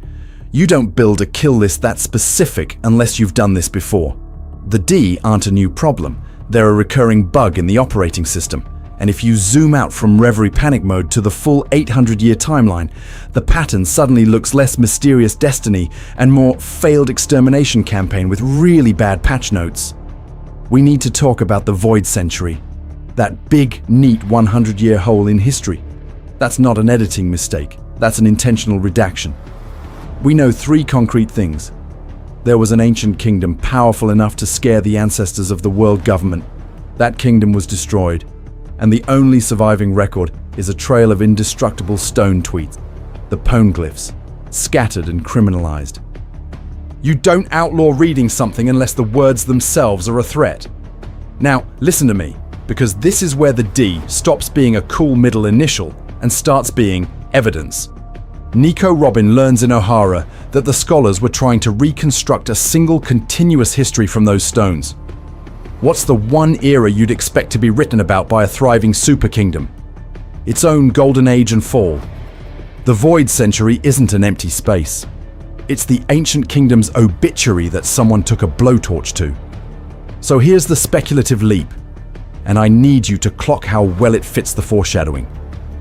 The D are either the biological descendants of that kingdom, or the ideological descendants who inherited its will so hard, they branded it into their names. Monkey D. Luffy is not just a guy. He's basically walking around with the old nation's flag stitched into his birth certificate. Every time a D laughs in the face of a god, that's the ancient kingdom speaking through a new throat. Look at the scale of the erasure. Ohara gets Buster called into molten glass for daring to read. Saul, a D, is frozen and written off. Entire islands vanish from maps. An entire language, the one used on Poneglyphs, is reduced to a single living reader. That's not political victory. That's memory genocide. That's the author showing you, very intentionally, what the original purge probably looked like. Just at a smaller, more manageable resolution so your brain doesn't blue screen. And once you accept that, the D as death sentence suddenly has an origin story. The first genocide fails to completely wipe out the bloodline and the ideology, so the new gods build a standing policy. Any surviving carriers of that letter, any echo of that will, gets erased on contact. Roger, executed. Ace, executed. O'Hara, vaporized. Law's hometown, bioweaponed off the map, while people whisper that the D are devils of destruction. This is not a sin of overinterpretation. This is the story spelling out how you treat a family you thought you killed already, which reframes the current era as just the latest patch in an 800-year war. Luffy tearing up Enies lobby, Law toppling Dressrosa, Teach breaking Impel down, Dragon building an army under their noses. These aren't isolated, crazy pirates. They're the newest wave of an old kingdom that refused to bow, surfacing again. And the question hanging over the endgame is brutal. Does the world government finally carry out the sentence? Or does this generation of D succeed where the original kingdom died trying? Because if Oda has been this planned about everything else, you have to wonder, how far back did he decide that the very first D story was a genocide?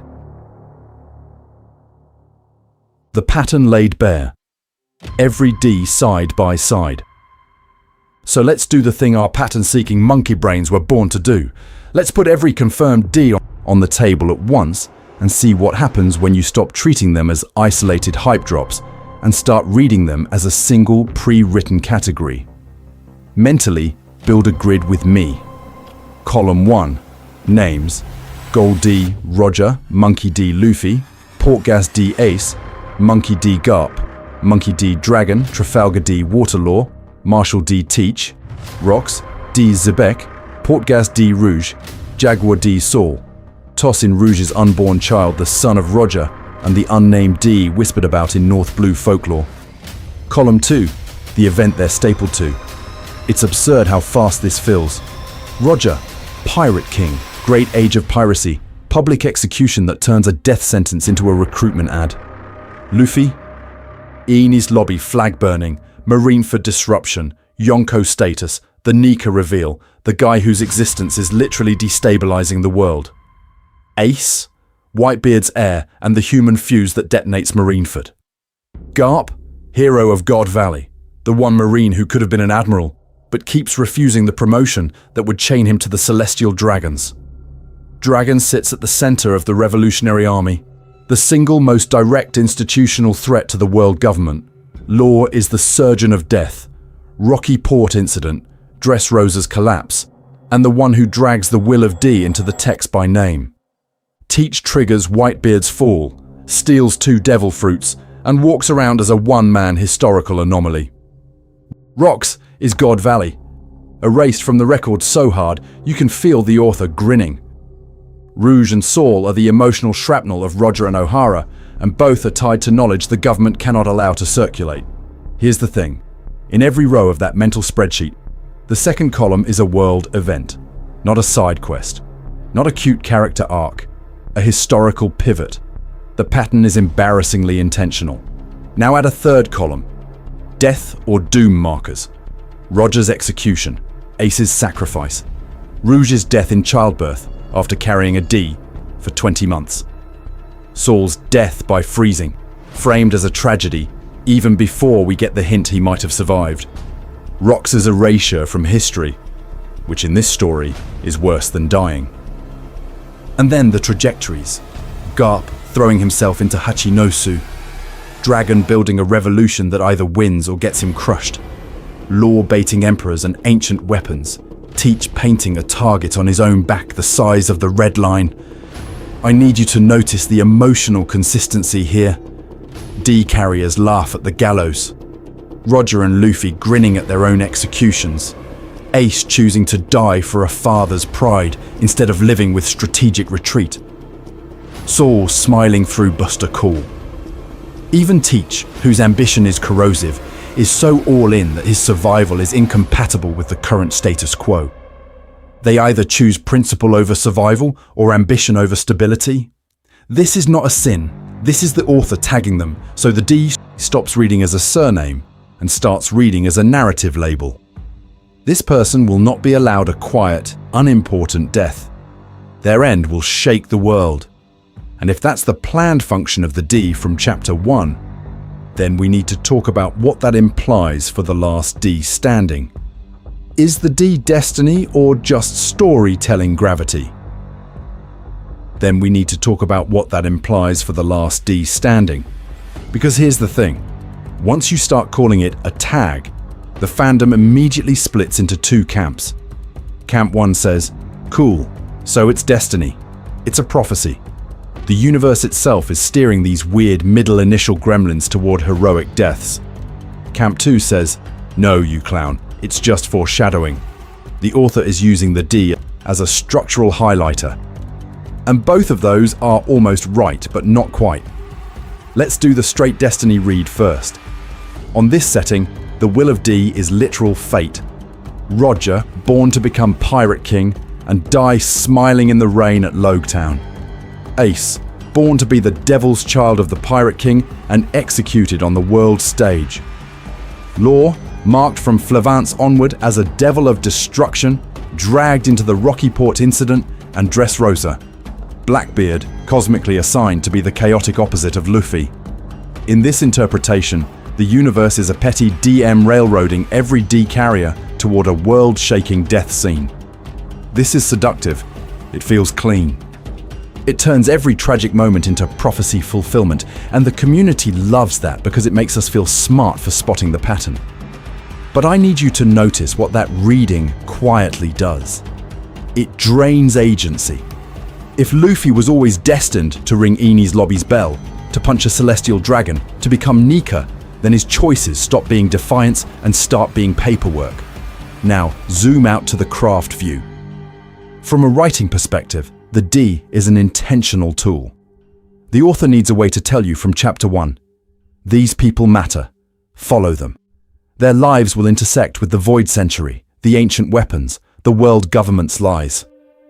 So he slaps a tiny letter in their name, and then, very methodically, ensures every D is glued to major events.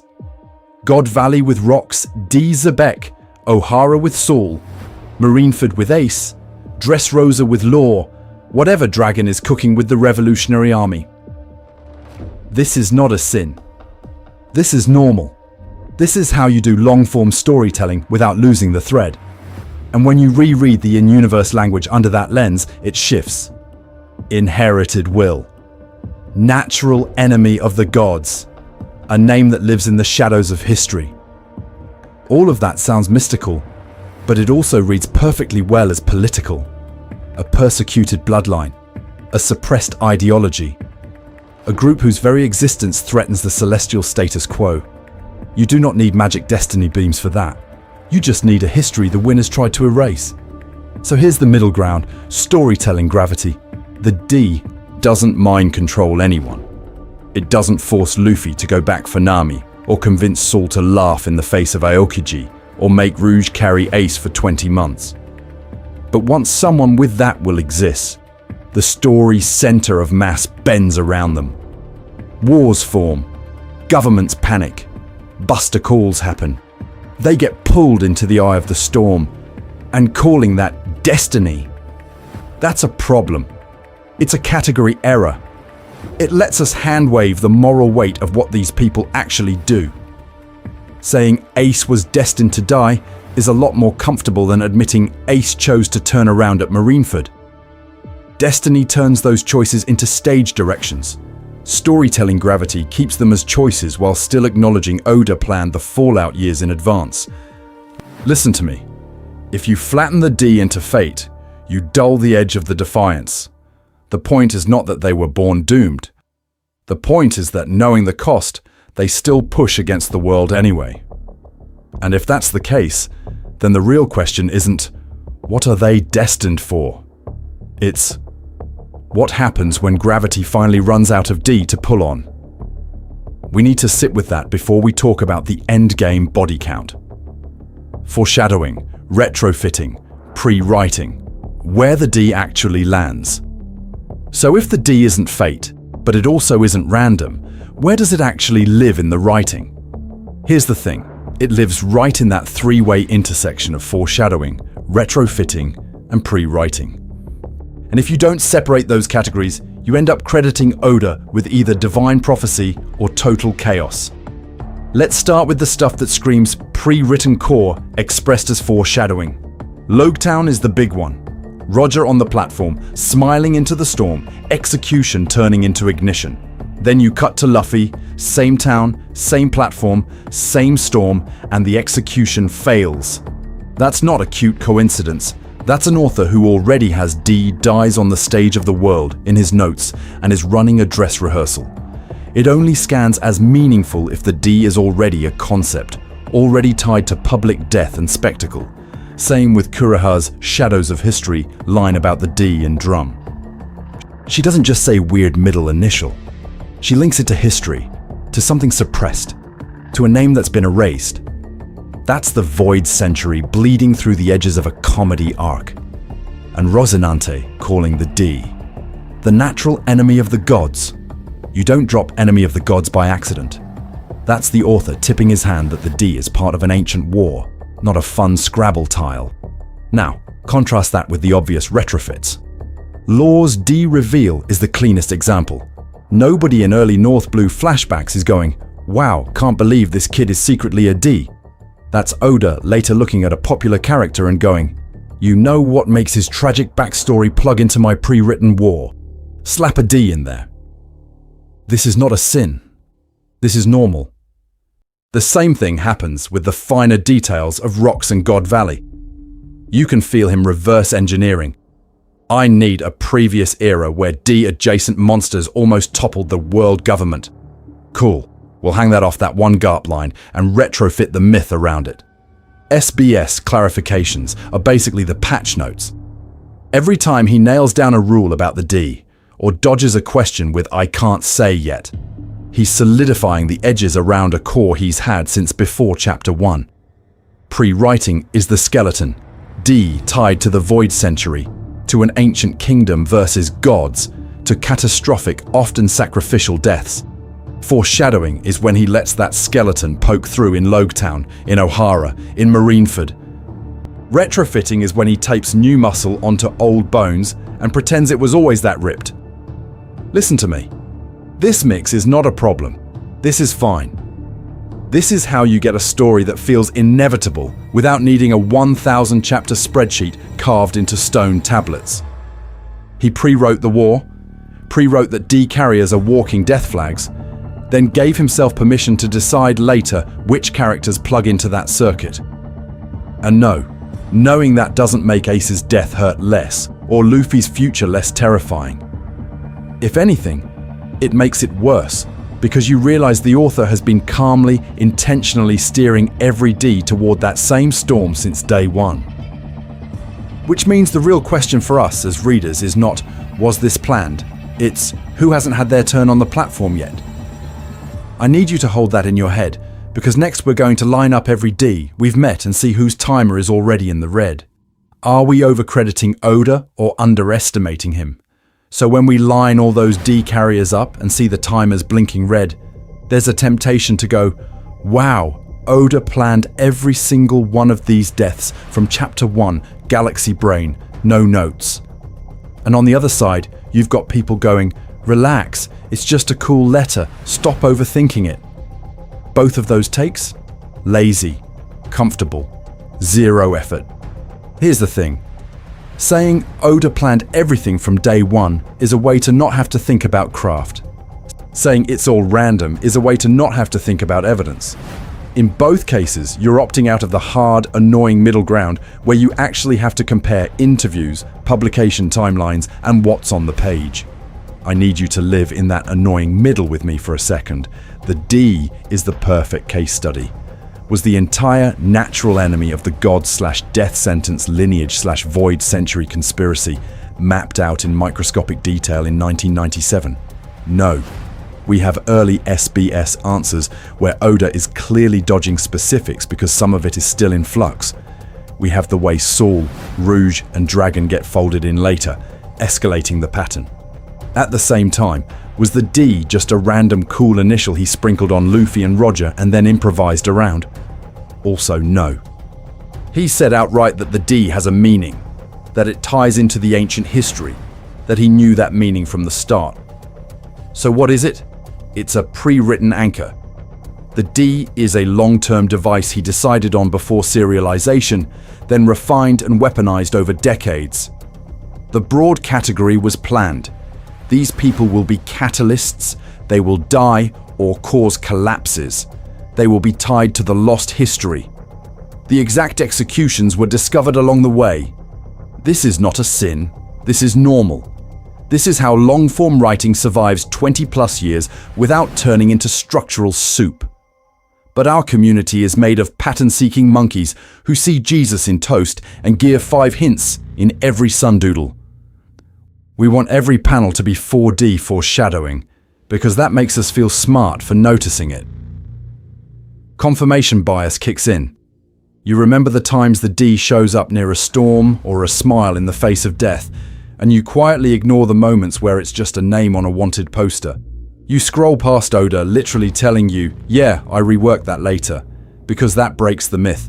And over-crediting the myth actually disrespects the real skill.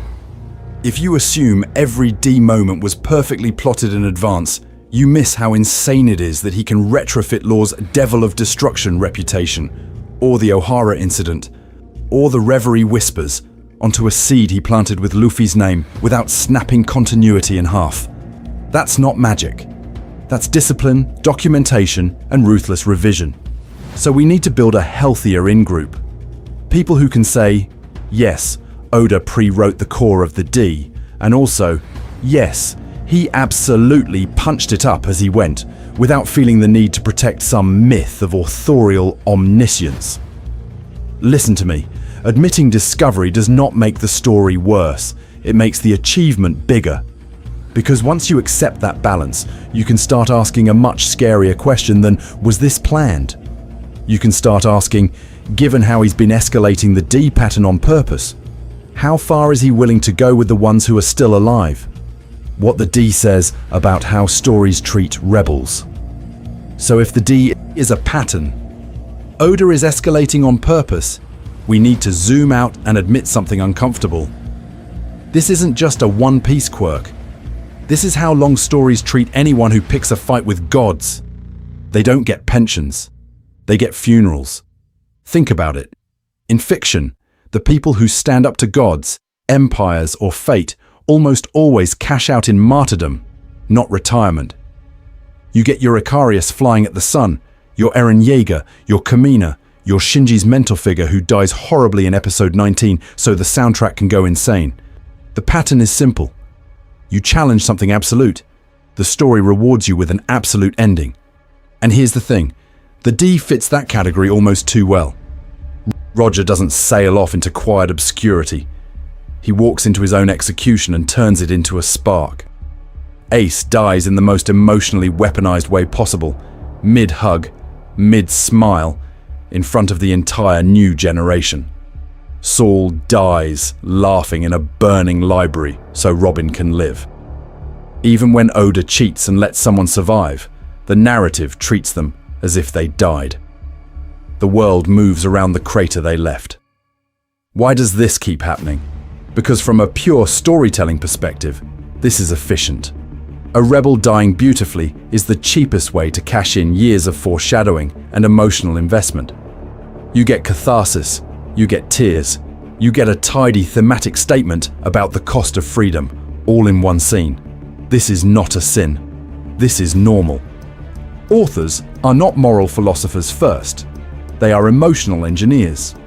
But that's exactly where the ethics get messy. Is it actually fair that Ace's courage is rewarded with an iconic death pose for fans to wallpaper their desktops with? That Saul's kindness is converted into a perfectly framed silhouette in the snow? I need you to sit with that for a second, because on some level, the community keeps asking for this. We share the panels, we rank the deaths, we praise the writing. Pattern interrupt. What if that's the problem? What if the D isn't just a death sentence in-universe, but a mirror held up to us out of universe? The world government calls them the natural enemy of the gods. But the real gods here are structural. Editors, audience expectations, The way long-form shonen is built to escalate stakes until survival itself feels narratively dishonest. And One Piece is explicitly about inherited will, freedom, and the cost of chasing a dream in a world founded on someone else's erasure.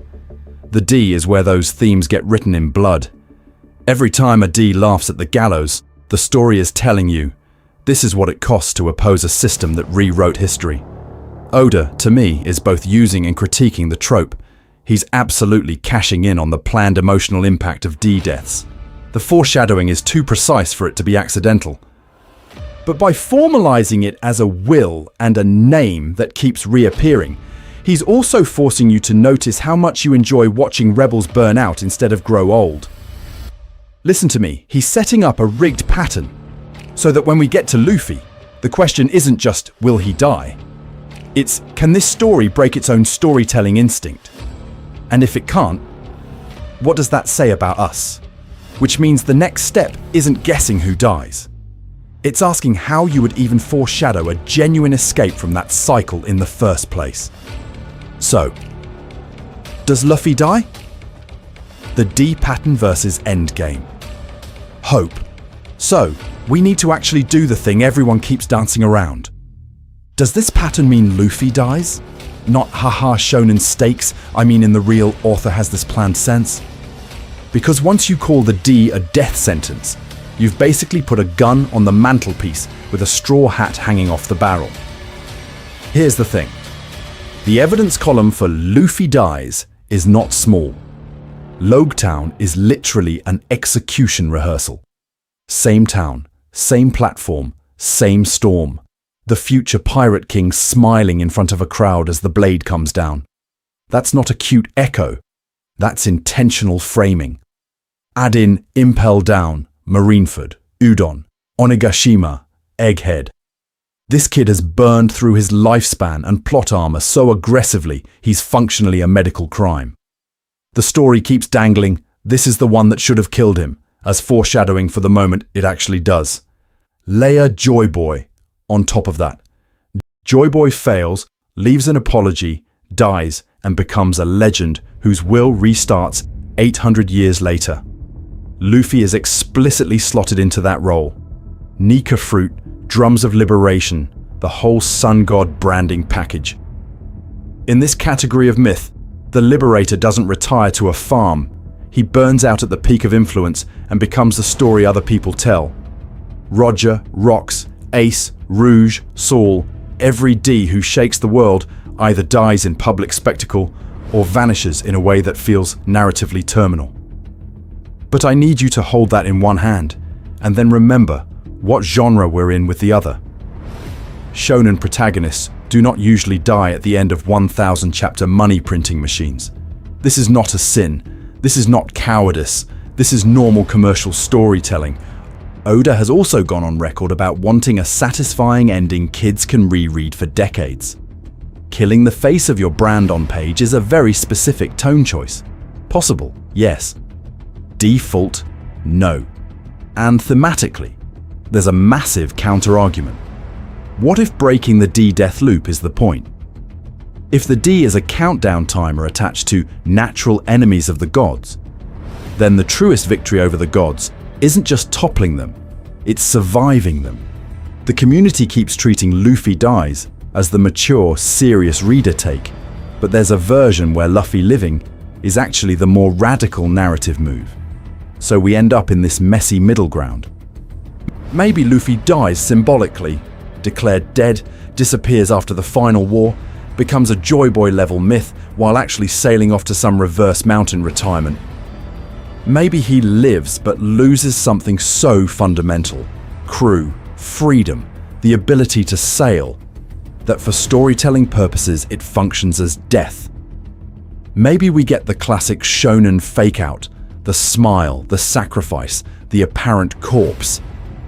And then a time-skip epilogue proves the legend kept breathing. Emotionally, which hurts more for you?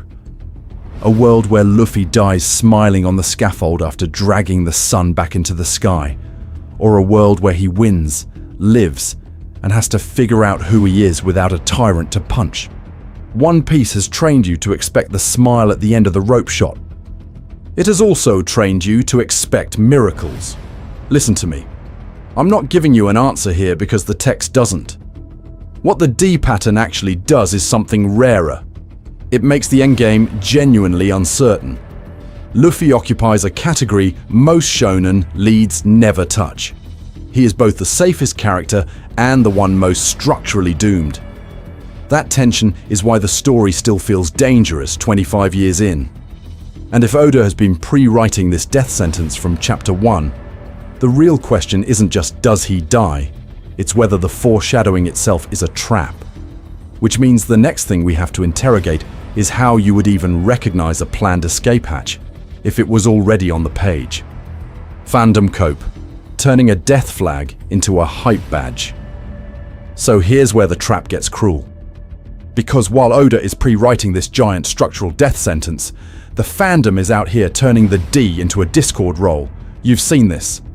People slapping D into their usernames, doing strongest D tier lists, arguing whether Law's D is S tier or utility support.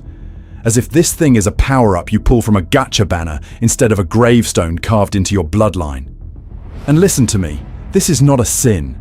This is fine. This is normal fan behavior. We meme the scary thing so it feels smaller. We turn the guillotine into a funny hat, but I need you to notice what category of cope this is. Because when the community treats the D as a hype badge, we are actively refusing to look at the data set the author has been building for 25 years. Run the roster in your head. Goldie Roger dies smiling at his own execution, triggering a century-defining bloodbath. Portgas D Ace dies in front of his little brother after finally saying he wants to live.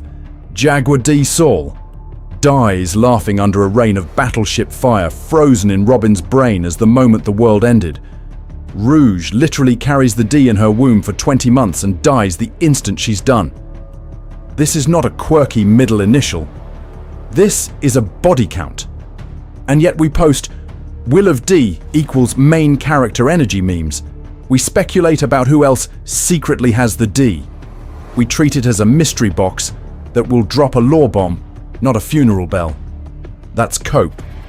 That is us as pattern-seeking monkeys who see Jesus in toast, desperately reclassifying a death flag as a destiny buff so we don't have to sit with what the storytelling is actually foreshadowing. Here's the thing. Mislabeling matters. If you walk into Marineford thinking the D is a shonen protagonist stamp, Ace's execution reads as a shocking subversion. If you walk in having tracked every D corpse Oda has stacked, that scene is the inevitable enforcement of a rule the story has been quietly screaming. Same with Saul's O'Hara will live on in you moment, or Rouge's sacrifice. Those aren't just sad backstories. They're case studies in what happens when the D collides with the world government. And I'm not saying stop having fun. Meme the tier lists. Wear the D in your username. This is normal.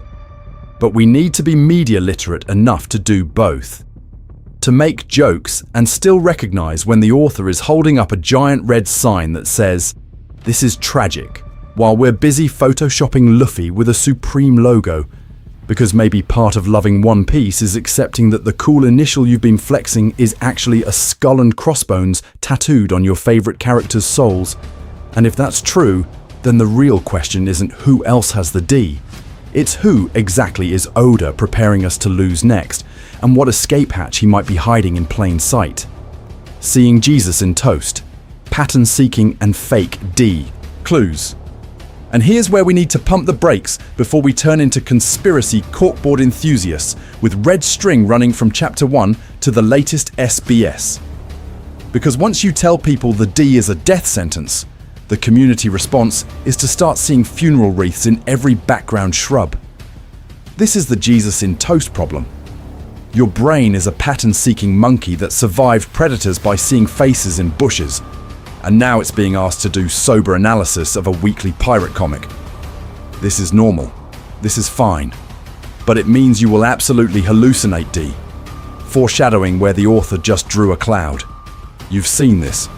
A panel where Luffy smiles in the rain and suddenly there's a thread. Notice how the raindrops form a D shape around his hat? This proves Oda planned his death in East Blue. Or someone zooms in 400% on a Dressrosa crowd shot and circles a random archway. Hidden D in the masonry, wake up sheeple. At a certain point, we're not analysing foreshadowing. We're doing Rorschach tests with Tankobon. Here's the thing. When everything is a clue, nothing is. If every swirl of smoke, every weather pattern, every crooked grin is secretly an ancient kingdom hieroglyph, then the actual intentional signals Oda plants get buried under noise. The problem isn't that fans are noticing details. The problem is we've stopped asking whether those details belong in the same category as lore, calling the D Devils of Destruction, or Sengoku panicking when he hears Luffy's full name. So I need you to have a basic filter. 3 questions. 1. Does this detail get reinforced later, or is it a one-panel wonder? 2. Does it align with known themes and information, or does it require Oda to be secretly writing a different story than the one on the page? 3. Would the story actually break if this weren't intentional? Or does it function perfectly as coincidence or aesthetic flair? Run a borderline case through that. People point to every time Luffy falls asleep before huge events as D-instinct, communing with fate. Cute idea. But does Oda ever reinforce that as a D-specific trait? No. It fits his broader characterization as food-obsessed and carefree. Remove the D-instinct reading and nothing about the writing collapses. That's fan poetry, not foreshadowing. Now compare that to Saul's D, reveal in the O'Hara flashback.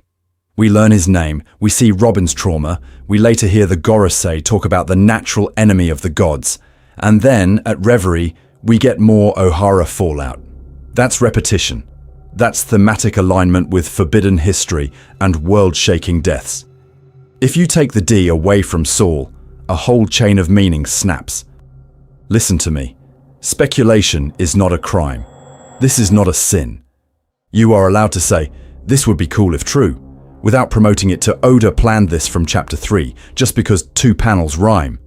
Enjoy the Jesus in toast moments, but label them correctly on the shelf. Because once we separate hallucinated patterns from the real ones, the remaining D clues get a lot scarier. And in the next part, I want to walk you through a few of those that actually survive this filter and point toward a very ugly endgame. How to talk about the D without sounding like a cult. So if the D pattern is actually terrifying, we need to talk about the way we talk about it. Because the second this topic comes up, half the community's vocabulary turns into cult pamphlet copy. Oda is a god. Everything is connected. There are no coincidences. You've seen these, right? You've probably posted one. I've posted one. This is normal. Here's the thing. Those phrases feel harmless, but they quietly turn analysis into worship. If Oda is a god, then questioning a D theory sounds heretical instead of reasonable. If everything is connected, then you're not allowed to say, no, that's just a visual echo, not foreshadowing. The problem isn't enthusiasm. The problem is that this language shuts the door on asking, did the author actually plan this? Or are we being pattern-seeking monkeys seeing Jesus and toast again? So I need you to upgrade the toolkit. Instead of, Oda planned this 20 years ago, try, this feels like pre-writing. You're still giving credit for long-term planning, but you're naming a craft move, not summoning a deity. Instead of, it all connects, try, this is strong thematic foreshadowing. You're saying, this moment is intentionally resonating with that other moment, without claiming he had a specific panel in chapter 112 taped above his desk. And when something is clearly patched in later, just say, this is probably a retrofit. This is not a sin. This is fine. Most good long-form storytelling is a mix of pre-writing, foreshadowing, and retrofitting. And we need to stay humble. We do not have Oda's notebook. We have the printed manga, the anime, a handful of interviews, and an SBS where he's joking about Sanji's eyebrow direction. That's it. Anytime you hear someone speak with absolute certainty about what the D really means, remember, unless their last name is Oda or they're his editor, they are guessing. Informed guessing, hopefully, but still guessing. Let me model what I mean on one concrete D moment. Kureha at drum, raising the flag and casually dropping Gold D Roger in front of Chopper and the crew. What does that scene definitely do? It reframes the Pirate King's name, ties Roger to Luffy's weird middle initial, and shows that old doctors in the boonies know more about the Void Century than the world government wants. That's textual, that's intentional, that's paid off setup when we later hear about the natural enemy of the gods. What might it imply? Maybe Kureha met Roger. Maybe she treated someone from the ancient kingdom. Maybe the D is a persecuted family name, scrubbed into an initial. Those are possibilities, not facts. The responsible way to talk about it is, this line strongly suggests Kureha has direct historical knowledge, which could connect to X or Y. Not confirmed, Kureha is an 800-year-old ancient weapon. And that's the etiquette piece. Being the fan who can hype the D responsibly, who can say, this is scary foreshadowing, without turning the thread into a conspiracy board, actually makes the community smarter and more fun to be in. Listen to me. Nobody enjoys the guy who shouts Oda is God cope every time someone raises a craft question. People remember the person who can separate what the story says from what it might be setting up. Because once you start talking about the D that way, scene by scene, a very particular pattern of deaths and disasters comes into focus. And in the next part, I want to walk you through that pattern character by character and ask what it means for the ending we're walking toward. Why overplanning? Myths. Steal credit from real craft. So here's the thing. When you see that pattern with the D, your first instinct is to run straight to the comfort myth. Oda planned everything from day one. Boom. Problem solved. You don't have to think about process, you just hand-wave it as 4D chess from a genius who never sweats. I need you to understand how much that actually flattens what he's doing. If Oda is an omniscient planner who just pressed play on a pre-written script, then all of those D-deaths and near-deaths are basically bookkeeping. No risk, no discovery, no nights staring at a blank page wondering whether Ace dies here or later, whether Law gets the D or not, whether Garp lives long enough to throw a punch at God. But that's not how weekly serialization works, and Oda has told us that. Yes, he pre-wrote the big mysteries. Yes, the D meant something from the start. That doesn't mean he had every D carrier's exact death pose sketched in 1997. The real craft is that he keeps the pattern coherent, while the entire industry, his own health, and 25 years of new ideas keep trying to knock it off the rails. Take Law, Trafalgar Water. D, Law is textbook retrofit territory. The D is revealed later. The flashback with Flavance, the devil of destruction, whispers in North Blue, the way his presence drags Dressrosa into a war it was already primed to have. That could have felt taped on, a random Law sticker slapped onto a cool character because the community loves the letter. Instead, it slides into the existing D pattern, a walking catastrophe orbiting a world-shaping event, carrying a death-coded name he shouldn't survive. That's long-term thematic consistency plus character-driven plotting. Law's choices, not the trivia of his middle initial, are what pull him into that D category. Oda retrofits the symbol onto him without breaking the emotional logic. This is not a sin. This is normal. This is what most authors try to do and fail at publicly. Because you've seen bad retrofits. You've seen the series where suddenly, 5 seasons in, actually the prophecy always referred to this side character. And you can feel the retcon scar tissue, or the Shunen where the masked villain's identity clearly changed 3 times, and the flashbacks don't line up. That's when you remember you're watching someone scramble, not someone writing with intent. Oda scrambles too. He's human, not a foreshadowing robot. The difference is that he scrambles while defending his core patterns. The D stays a death sentence. The natural enemy of the gods stays magnetized to disasters, even as he adds Soul, Rouge, Rocks, Law. It feels planned 20 years ago because the thematic gravity is consistent, not because he had a spreadsheet of corpses. So we need to shift the praise. Don't just say he planned this 20 years ago. Say he made this field plan 20 years ago while writing in real time under weekly deadlines. That's harder. That's rarer. And when you really internalize that, the next D on the chopping block becomes a much scarier question than who did he decide in 1997? Because the real question is, who is he willing to sacrifice now to keep that pattern honest? If the D is a death sentence, why do we love it? So why are we as a community so hyped for the next person on the altar? Why do you see a new character flash a D on their Vivre card and immediately go, oh, they're my new favorite, they're so cooked? That's not a normal reaction. That's a pattern-seeking monkey who sees Jesus in toast and then starts rooting for the toaster reaction. Here's the thing. We are historically obsessed with doomed heroes. This is not new. This is not a one-piece problem. From Achilles to Joan of Arc, to literally every tragic anime protagonist with cool hair and a cough, there is a long tradition where greatness and early death are a package deal. You don't get the legend without the funeral. And Oda, very calmly, very intentionally, drops the D right into that category. When you know that, even subconsciously, every D is walking towards something big and costly, every scene with them gets supercharged. Luffy eating meat? Cute.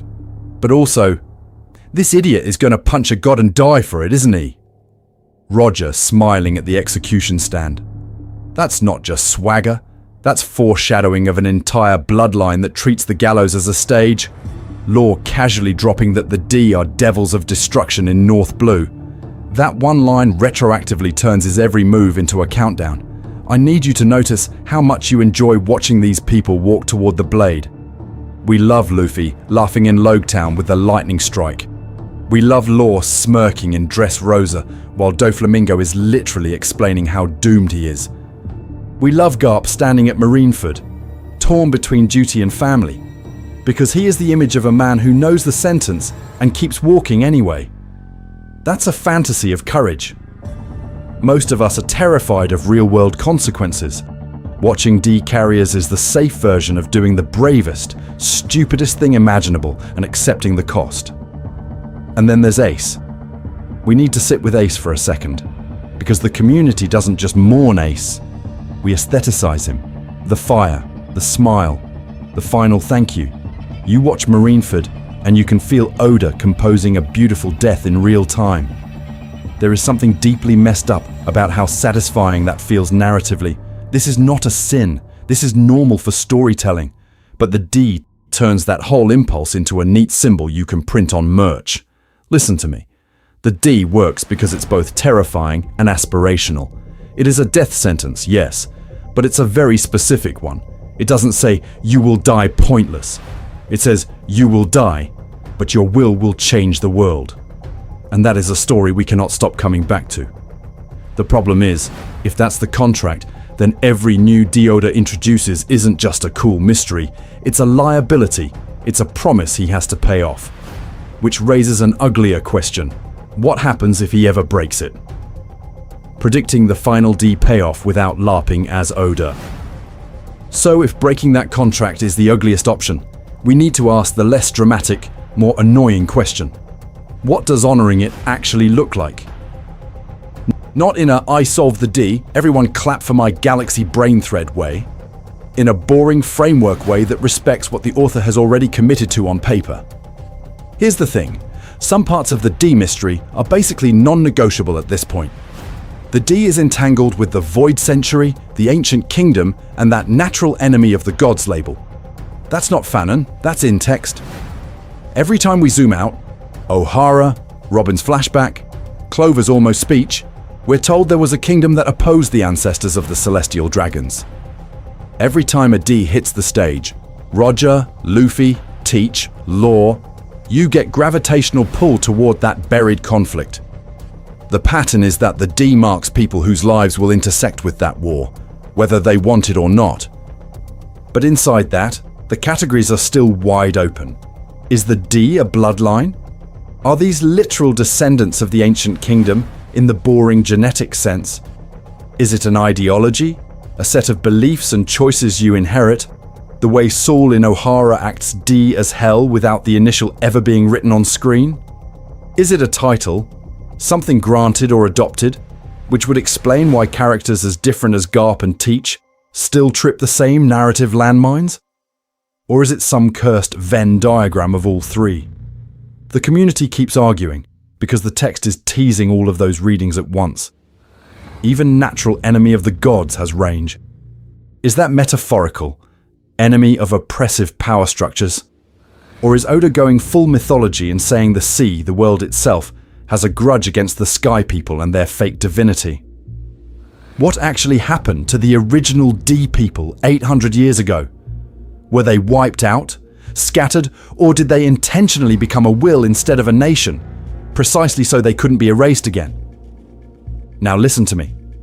This is where the foreshadowing / pre-writing / retrofit framework actually helps you not turn into a pattern-seeking monkey who sees Jesus in every panel border. Any final reveal has to satisfy 3 constraints. First, it has to pay off the long-term foreshadowing.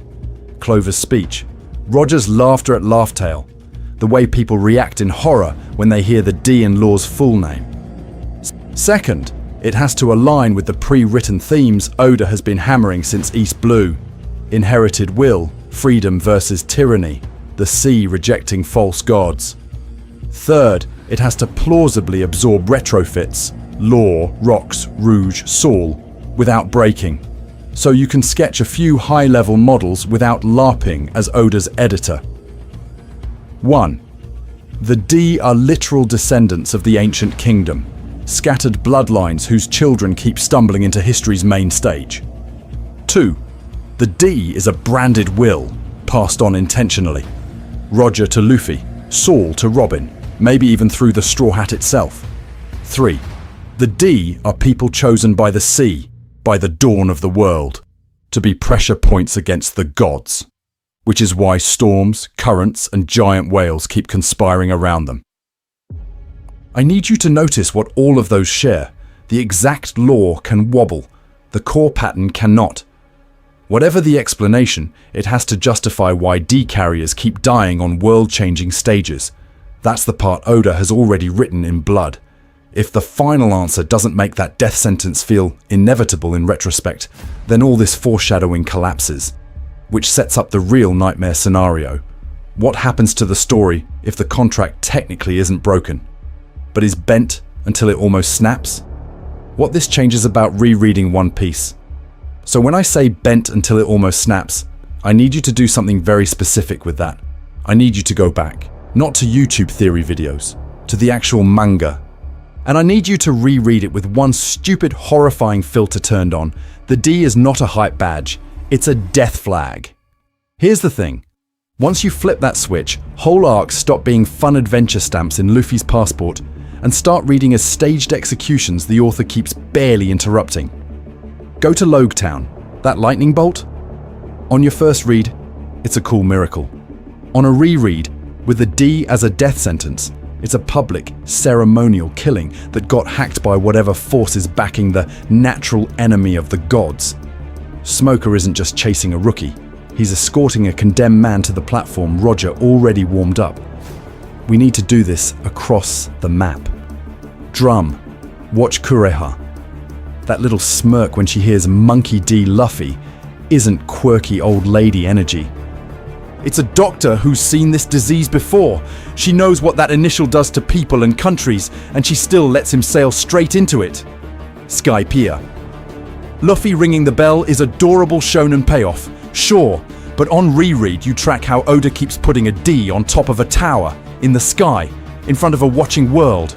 Execution framing, again and again. Then you hit Ohara, and it stops being subtle. Saul's laughter? That's not just DS laugh in the face of death as a meme. It's a man with the death sentence initial, already marked by the government, teaching a child how to respond when the rope goes around your neck. Rouge's final words are the same thing in miniature. She doesn't just name Ace after Gold D. Roger for fun. She brands her kid with the same target, and the story pays that off in Marineford when Sengoku practically screams the D on the broadcast, turning a private execution into a global spectacle. Dressrosa and Law are where the community really needs to slow down. Rocinante's warning about the D being the devil of destruction isn't mysterious flavor text. It's straight up foreshadowing that Law's choices will escalate conflict every time he steps on stage. Track how often D carriers are placed in crowds, on platforms, under spotlights. Track how their decisions force history to happen faster. And when you do all this, the story gets darker. It also gets richer. The D stops being a shallow mystery initial and becomes a through line about the cost of opposing gods and rewriting history. You start asking, is this panel foreshadowing from the pre-written endgame? Is this a retrofit that Oda glued onto an old scene? Or is this pre-writing leaking through, where the answer existed before Chapter 1? This is not a sin. This is fine. This is normal for long serialization. But if you start labeling your reread moments, foreshadowing, retrofit, pre-writing, instead of just screaming Oda 5D chess, you're going to notice something much worse hiding in plain sight. Because once you accept the D as a death flag, you're forced to confront the ugliest possibility of all. What if Oda has already shown us exactly how a D story ends? And we've been cheering for it anyway. The 3 categories, one last time, and where the D lives. So we need to zoom out. We've been in the weeds chasing panels and interviews, but before we go any further down the death flag rabbit hole, I need you to remember the 3 categories we've built this whole argument on. First, foreshadowing. Real foreshadowing. Not I saw a swirl and therefore Nika, but the classical, boring English teacher definition. The author intentionally plants information early because they already know the payoff. Logetown is textbook here. Dragon doesn't just wander in because Oda rolled a D20 for Mysterious Dad. The storm, Smoker's shock, the way the execution platform mirrors Roger's, those are planned setups for the Pirate King's son and the D clashing with the so-called gods again. Same with Rocinante telling Law that people with D in their names are the natural enemy of the gods. That line is not a vibe. That line is a loaded gun on the mantelpiece. Second category, retrofitting. This is not a sin. This is not bad writing. This is, in fact, how most long serials survive. Retrofitting is when the author goes back to something they wrote without a fixed meaning and assigns one later. Law's D reveal is the cleanest example. Law was not introduced with mysterious middle initial energy. Years later, Oda slaps the D on, folds him into the death sentence pattern, and suddenly that Rocinante line retroactively stretches its shadow over another protagonist. Rox is the same flavor. God Valley, Garp, Roger, Zebek's full name being Rox D. Zebek. You can feel Oda taking vague history and tightening it into the existing D mythology after the fact. Then there's the nuclear option, pre-writing. Here's the thing. When Oda talks about knowing the ending, knowing the ancient weapons, knowing what the D means before Chapter 1, he's describing pre-writing. He isn't discovering the will of D with us. He's been slowly unshelling a pre-written device that ties the Void Century, the Ancient Kingdom, the world government, and this recurring cycle of rebellion and death into one through line. The D is his flagship pre-written trick. It's the spine, not a side quest. Which brings us back to the thesis I've been quietly stabbing you with for 20 minutes.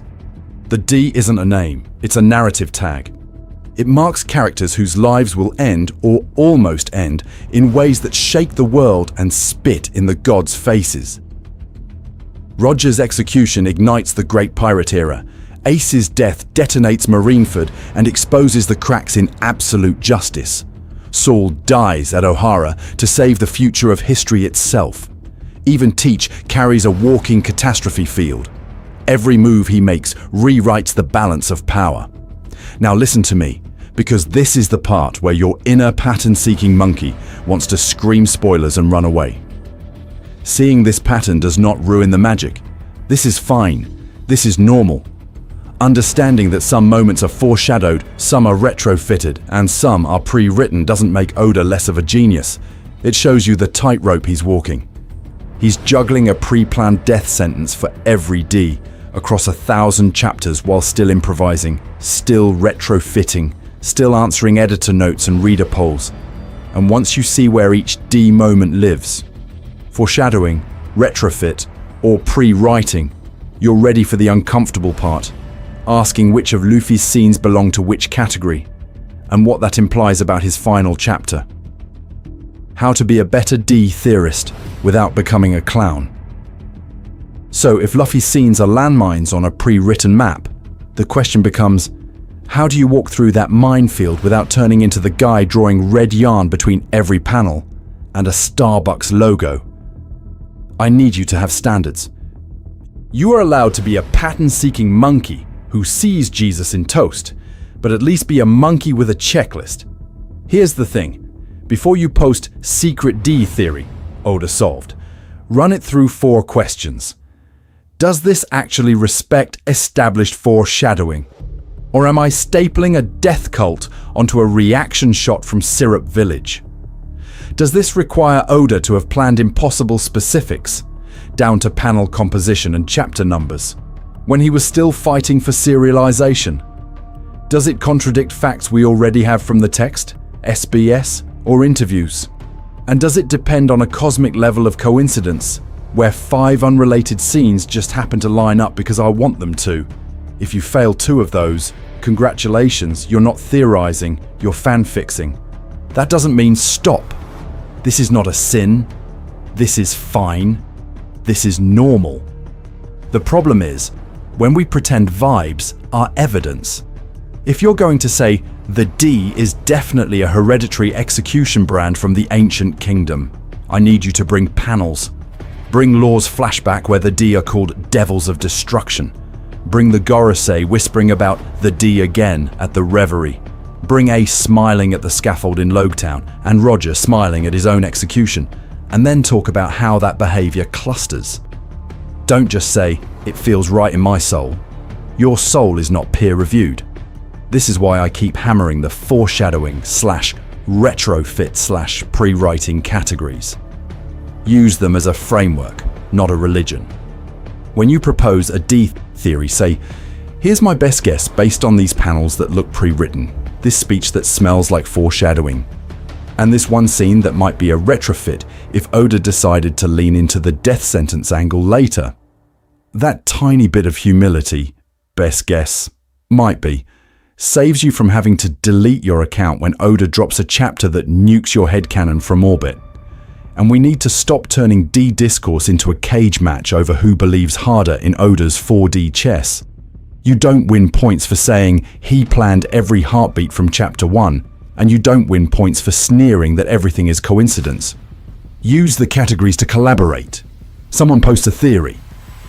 Don't just write peak foreshadowing or cope. Ask which parts are genuinely pre-written, which parts are plausible retrofits, and which parts are just thematic echoes we're over-reading because we're bored between chapters.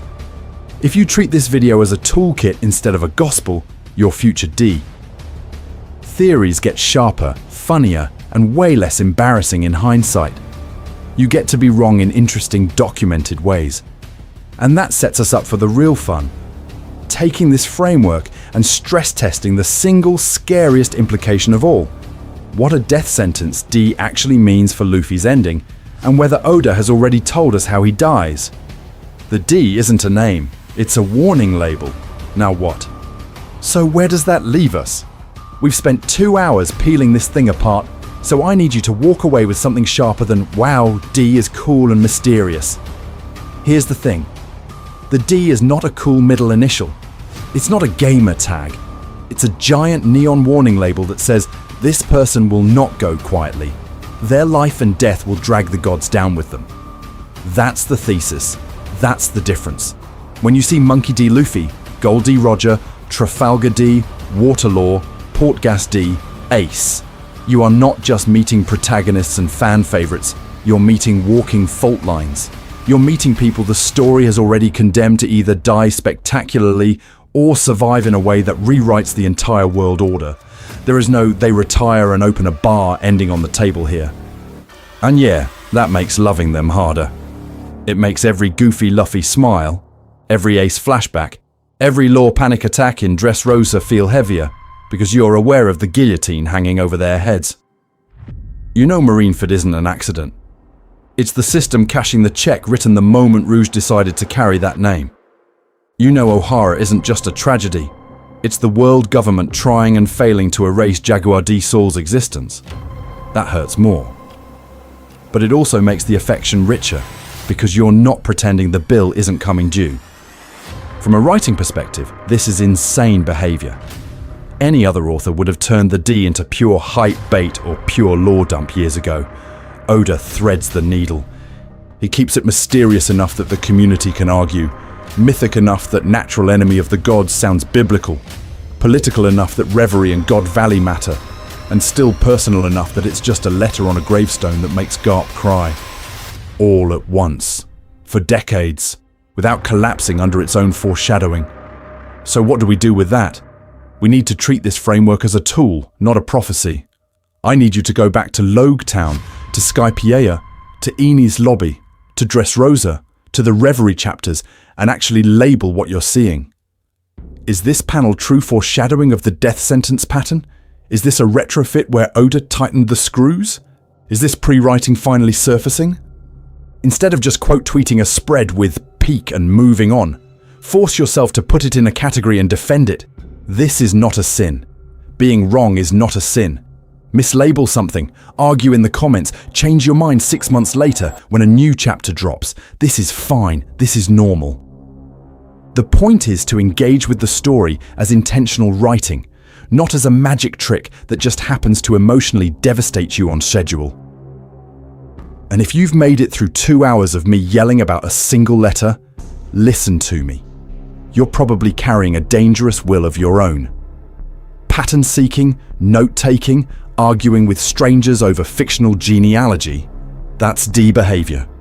So rewatch, reread, bring your theories, bring your salt, and I'll see you and your highly suspicious middle initial in the next deep dive.